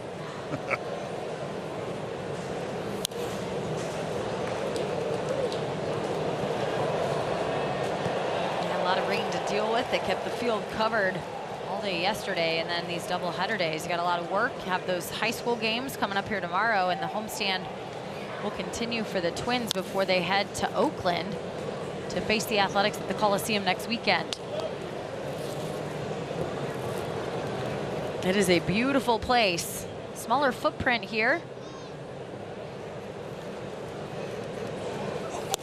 2-2 now to Zach Geloff. You know, and I do think that kind of plays into the hand of the vibe here at the ballpark. A swing and a miss. Geloff down on strikes. So Louis Varland dealing.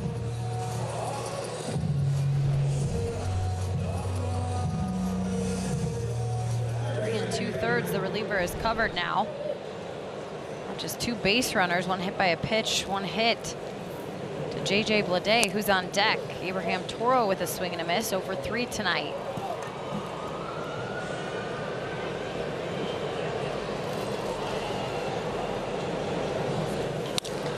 Toro out towards center field, and Austin Martin will be there for the catch.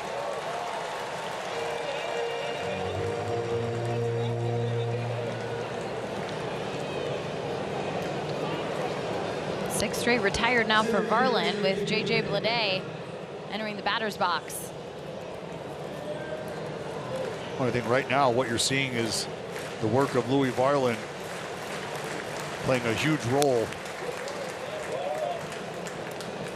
I think this is what happens maybe when you have a bullpen that's just in a bit better shape in terms of workload. Varland, 27th man for today. That's on the ground. It'll find a hole. JJ Bleday with another hit. Tally up for 3 today.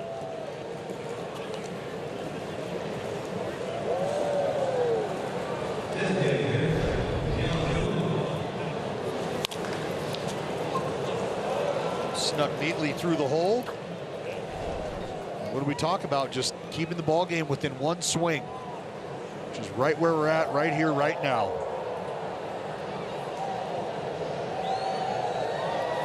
Multi-hit game for Bleday on the road trip. Miguel Andujar, a rare 0 for evening so far.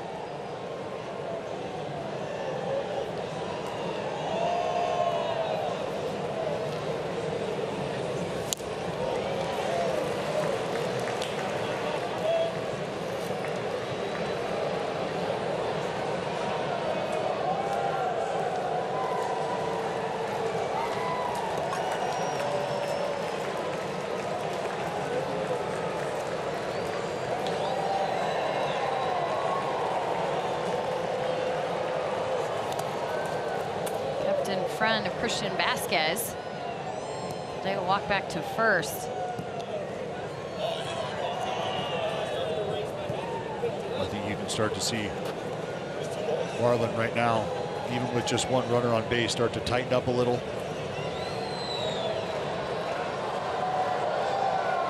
He does not want to let Andujar get the barrel to him. Andujar is going to send one into the outfield. JJ Bleday going first to third. Look at the stop sign right there. A knock for Andujar, and the inning extends here with 2 outs in the top of the 7th.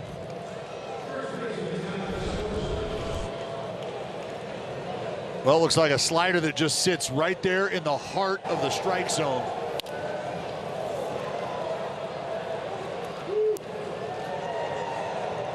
Bleday able to go first to third. Andujar, we've got runners on the corners. Come out to talk to Varland now. And another fellow who's had a good ball game, Tyler Soderstrom, has reached base all 3 times.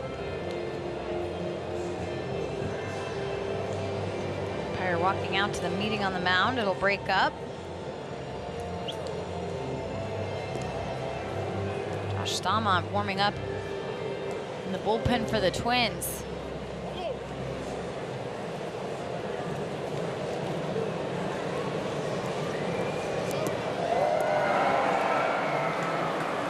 There's a look at the right-hander as Tyler Soderstrom set to face Varland.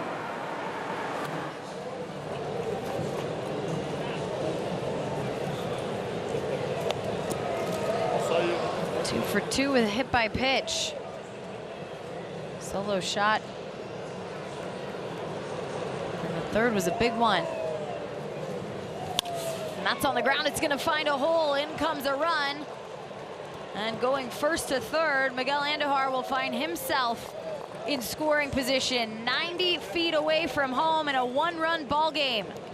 Well, the A's continue to fight back, and Tyler Soderstrom continues to put great at bat after great at bat together.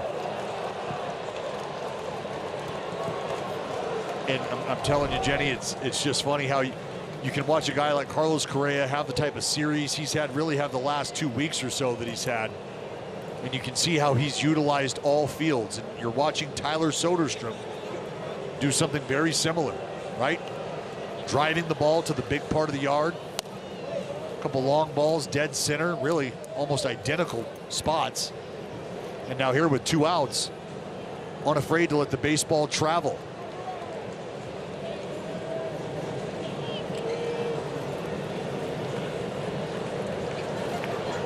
One out to Shea Langoliers, and that's going to get into the outfield. A tied ball game here at 7-7 as Andujar comes home, and first to third for Tyler Soderstrom. Shea Langoliers continues to go to work, and now these A's, Dallas, 4 for 7 with runners in scoring position here tonight. Well, Jenny, for 3 times now in a row, 3 at-bats in a row, the Athletics are able to go first to third. And that's important. How many times have we seen it require 3 hits to be able to get just 1 run across? Well, things change if you're able to just swap spots and go first to third, first to third, first to third. The A's have continued to battle back. We got ourselves a tie ball game, and that's going to do it for Louis V. Knox Farland out of the game, 2 outs here in the 7th, all tied up at 7.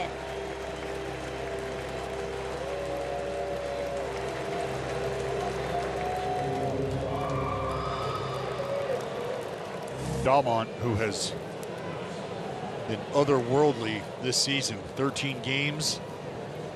The opponents have yet to be able to get to the right-hander.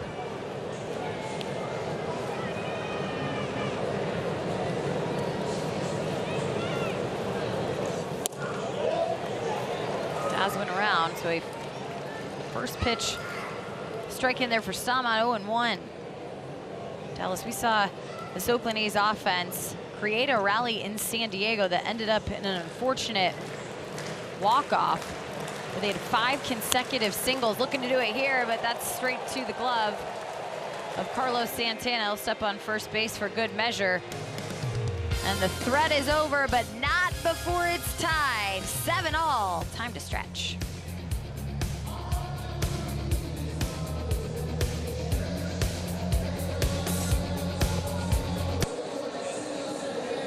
Sky back here in Minneapolis. Still light out as we approach the 9 o'clock hour East Coast time, or excuse me, Central time. 7-all. Austin Adams remains in, bottom of the 7th. He'll face the bottom of the order. Manny Margot, Christian Vasquez, and Austin Martin.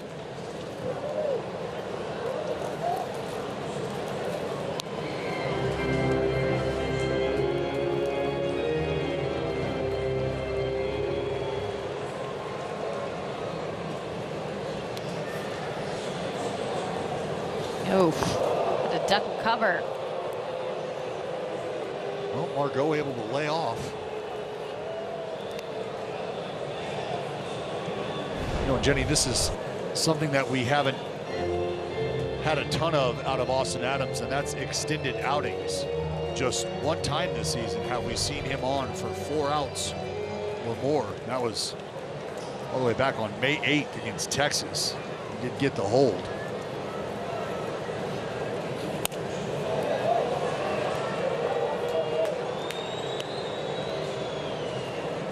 Now Adams just trying to dial in the release point on that slider. Marco was hit by a pitch from Joey Estes early in the game. So reach base by a single, swing and a miss makes it 2-2. There's an adjustment.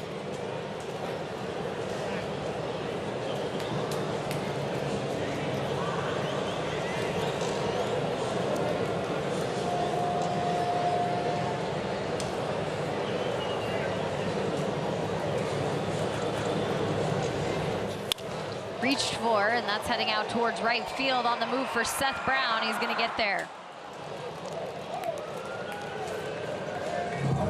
Fly ball, 1 out. Jenny, there's nobody on the mound in that Athletics bullpen right now. There's a good chance they'll be looking for Austin Adams to finish 7, and if that's the case, the man stretching right there, he goes by the name of Mason Miller. And I'm not telling you you're gonna see him for 2 outs, but should the A's be able to muster up a lead, they've got some options down there, but I think Mason Miller probably at the top of that list. Well, some multi-inning options for sure. Well, this is, you know, where managing the game is detail oriented. It's a lot of fun, but you also have to be able to, you know, think an inning or so ahead. And right now, I think all of the outs and all of the matchups have kind of laid themselves out. You see Dan Hubbs, the bullpen coach, standing next to Mark Kotze. That's because Scott Emerson, the pitching coach, was ejected from this ball game. He's arguing over it. Third base umpire, Mil Jimenez, didn't like some of his checked calls down there. It's going to act as a swinging bunt into the glove of Soderstrom. He'll tag Vasquez and 2 outs.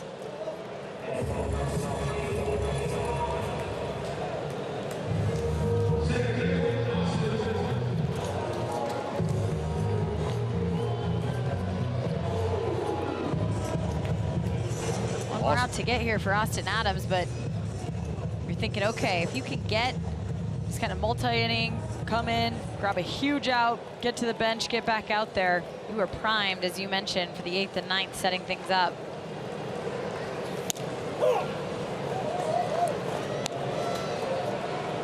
Favorable call for the Double-A. Well, he's started to feel a little more comfortable, I think, with release point. You're starting to see him settle in. Back to that same spot and just a bit further outside, couldn't get the call.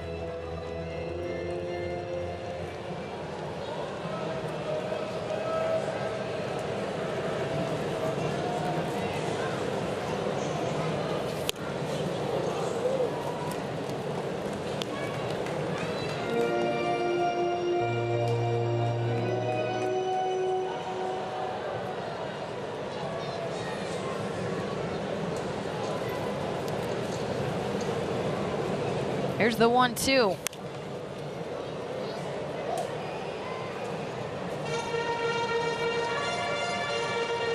I think we're seeing something from Austin Adams that we haven't really seen a lot of, and that's kind of forcing the issue with the fastball.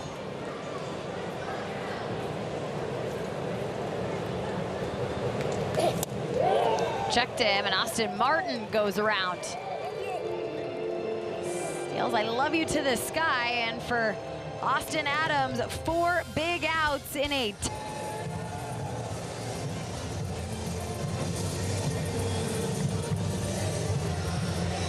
top of the 8th, the bottom of the A's order. We'll see Seth Brown, Aledmus Diaz, and Zach Geloff. At least those are the scheduled hitters.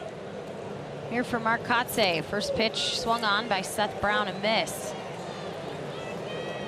Stamont got Daz Cameron to line out to first, and that ended the threat in the 7th after the A's had already come back to tie it at 7.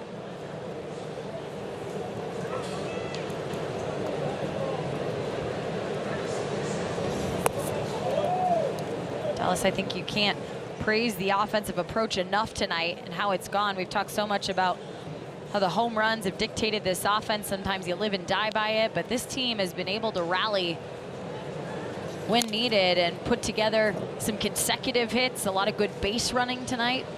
And Jenny, I hate to go back to why the last 7+ days have stung, but it's because you've gotten moments like that from the offense, and you've gotten some shutdown innings at times from the pitching staff. It just feels like they haven't been able to connect.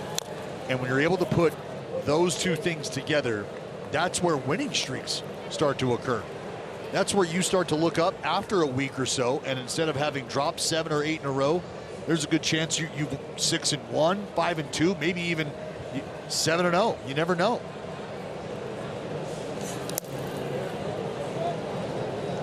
And the bullpen portion of the pitching has been asked to do a lot, and today You have 4 1/3 from JP Sears. You have just 2 2/3 from Estes. I'm responsible for keeping this in the balance.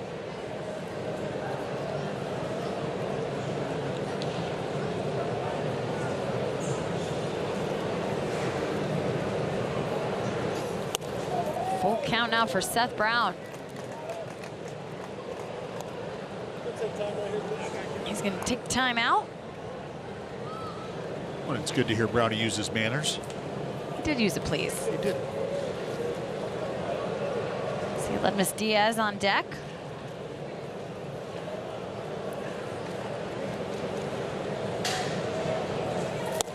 And a swing and a miss. So frustration from Seth Brown as he creates the first out here in the top of the 8th. Just that downer of a slider, you can see that dot. Good vertical break. Ledmus Diaz swings to the first pitch, and that's going to the ball boy. Been busy over there.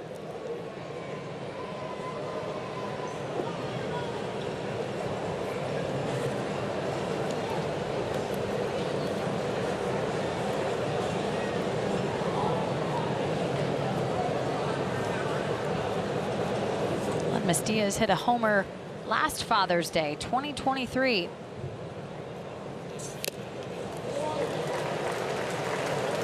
Just missed a fastball there.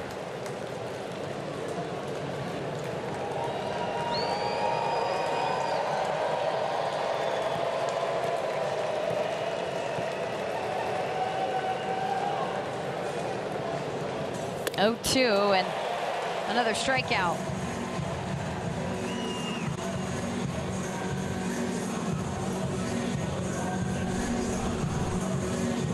Sliders dialed right now. A couple of punch outs, able to keep this one a little farther down and out of the reach of Ledmus Diaz.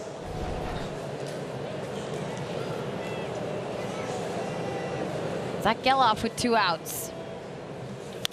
He swings at the first pitch, also traveling into foul territory.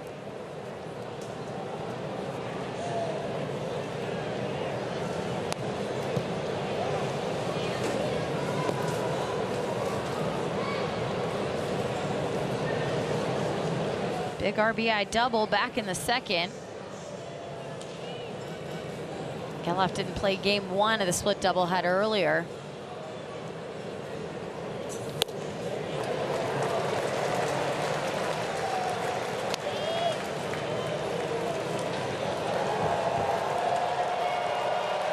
Doesn't seem to matter what pitch Stalmont throws. He's the swing and miss going. There's a good chance you get a couple of those sliders in a row. Here's the 0-2, a swing and a miss, and there is that slider. Stalmont strikes out the side. We'll move to the bottom of the 8th. Locked at 7.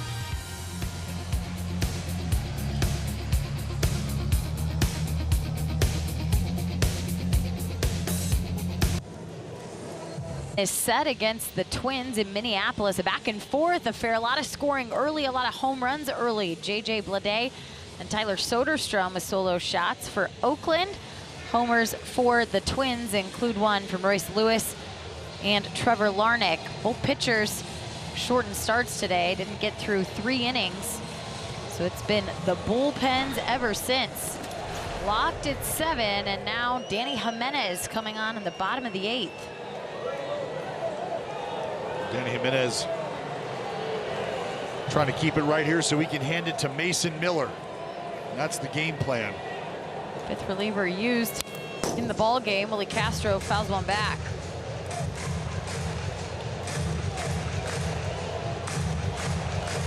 Castro's been tough at the top of the order. If you take the first 3 batters and add in Austin Martin, the 9-hole hitter, they were 6 for 8 with 5 runs scored, 6 RBI against Joey Estes in his start. And since, just 2 for 7 with 2 walks.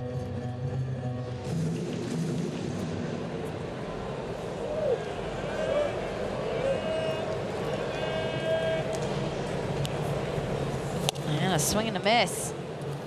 Change up, fooled Castro.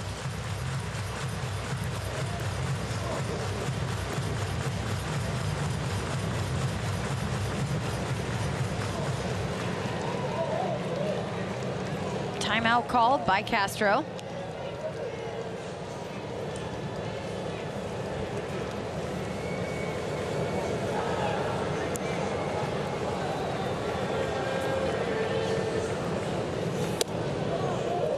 Close.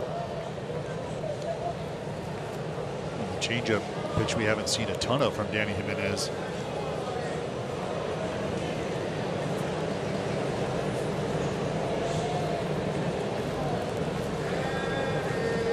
Here's the 2-2, a swing and a miss, and Danny Jimenez starts off with a strikeout.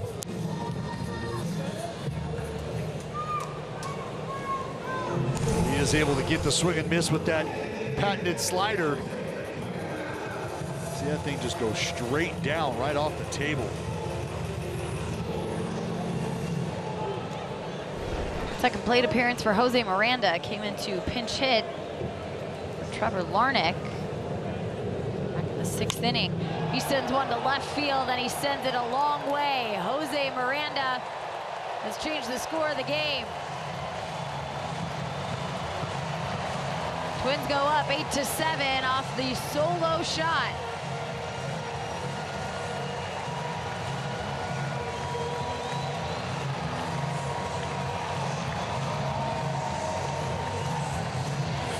Well, we had just mentioned that we hadn't really seen a lot of the changeup. And that's in fact because Danny Jimenez is a slider artist. And this right here is just a backup slider that gets it back up to that 3rd deck. That's the second ball today that has reached the 3rd deck here at Target Field. 7th home run of the season for Jose Miranda, and the difference maker here tonight. Hanging slider just gets turned on and waylaid.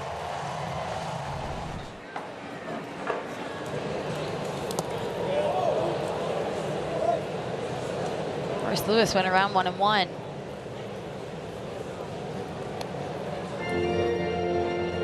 Going over scouting reports, what he saw. Head coach passing him along.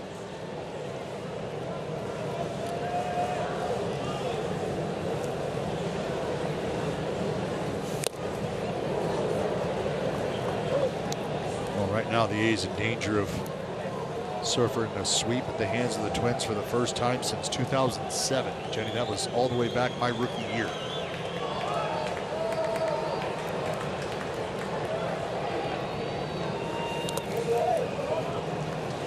Of course, we mentioned it a few times, but it's not the last time that Oakland's going to have to see the Twins this week.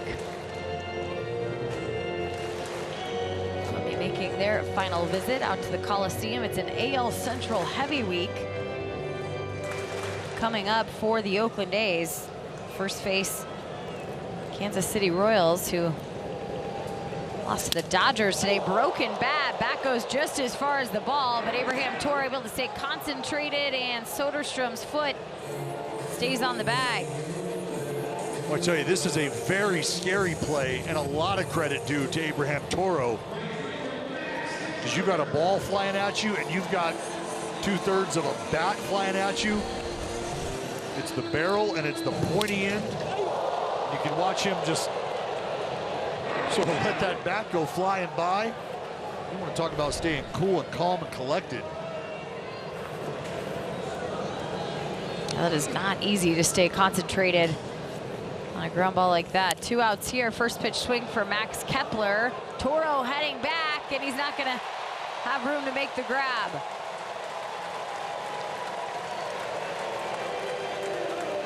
Oh, just a little check swing stop drill here from Max Kepler.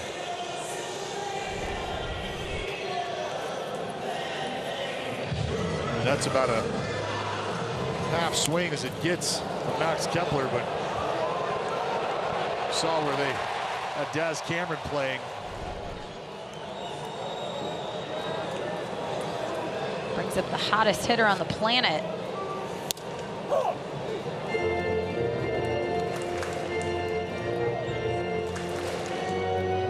0-1 to Carlos Correa.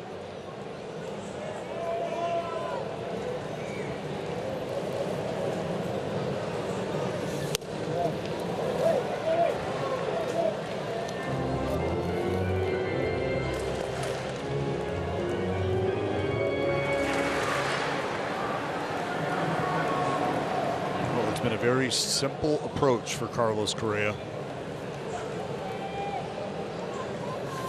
And Carlos Correa out towards the gap in right field. That ball's carrying, and Seth Brown making the catch.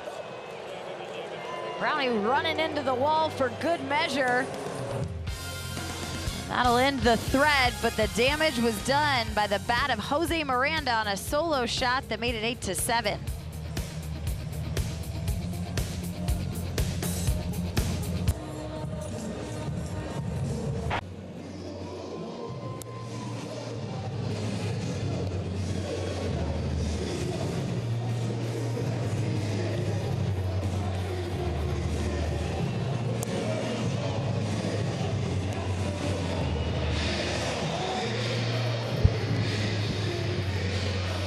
Top of the ninth, and I think this guy's doing his best X dance for Griffin Jacks, who we're gonna see in the game here in the top of the ninth, 8-7. Minnesota took the lead. And now, do the A's have another rally in them? Well, if so, they're gonna have to mount it against Griffin Jacks, who's been a tough customer for the Minnesota Twins.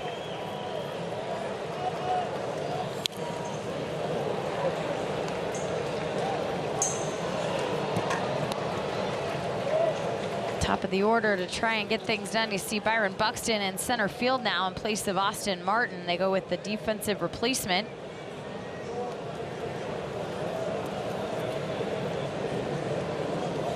Austin Martin played a good center field, and then he didn't. There's one out on the 3-1 play. Martin robbed Shea Langoliers, and then he kicked a ball away that ended up allowing Oakland to get back in the game. Again, it's kind of just been that seesaw affair, and you feel like maybe JJ Bleday can be the one to rev the engine a little bit here in the ninth. Well, he's put the pedal to the metal once before this evening.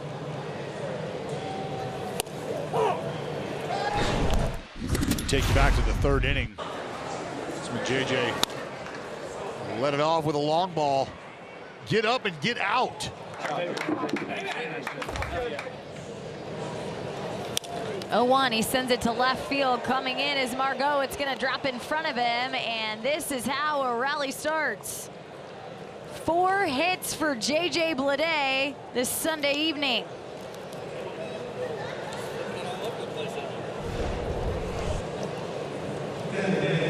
Well, again, JJ Bleday just going with the pitch.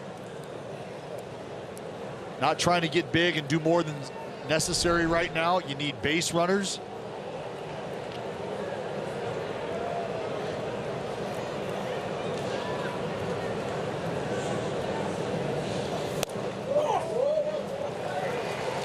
Called strike to Miguel Andujar. It's the first 4-hit game of JJ Bleday's career.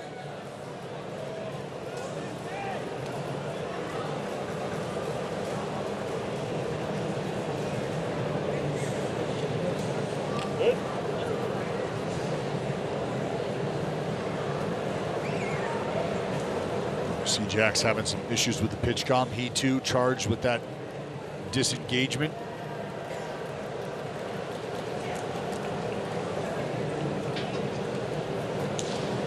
There's the 0-1 to Andujar, and that's going to be called a strike. Went around.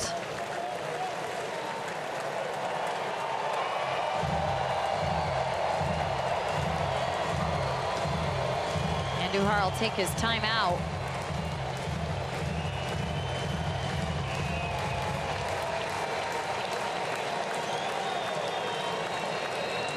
A's were able to have a 2-out rally in the 7th, and that included Andujar following up Blade with a hit that inning.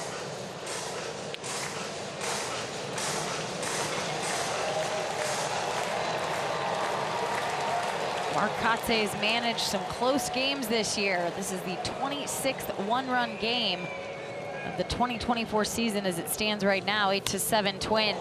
Andujar in the air, that's traveling towards the warning track and right at the wall. Buxton's gonna make the catch.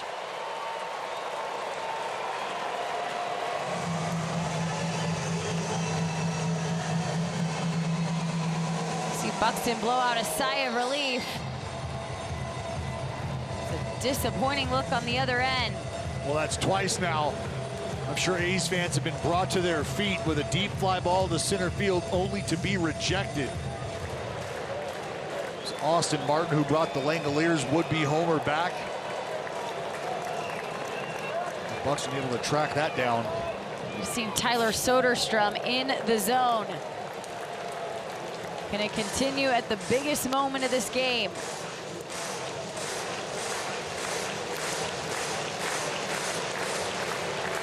Tying run at first in J.J. Blade, 2 outs.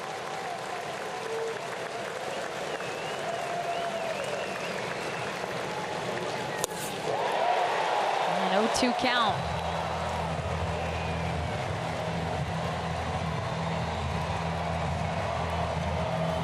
Soderstrom extended his hit streak to 8 games with a 3-hit evening, including a homer, drove in 2 runs. Jax once again pointing to his hat as they try and work out pitch comp.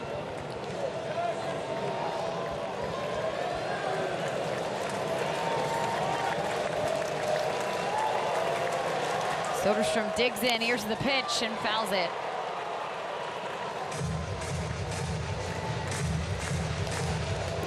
A nice little battle right now for Sodi. 0-2 just trying to fight.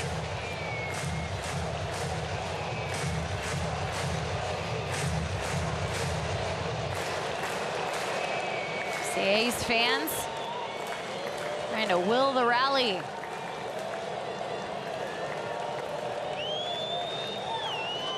Here's the 0-2 from Jax. Lays off, but it's a strike 3 called.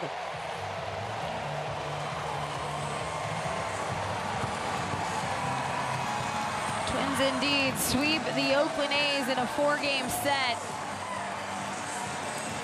And a very frustrating ending.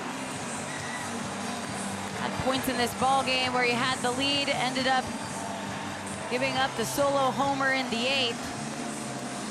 And that's how the score would stand at the end. 8-7 the final here in Minnesota. A long doubleheader day, and now a 9-game losing streak, which is a season high for the A's as they'll head home. Yeah, it's been a struggle. I don't think there's any mystery as to what has happened. You've got, at times, great rallies.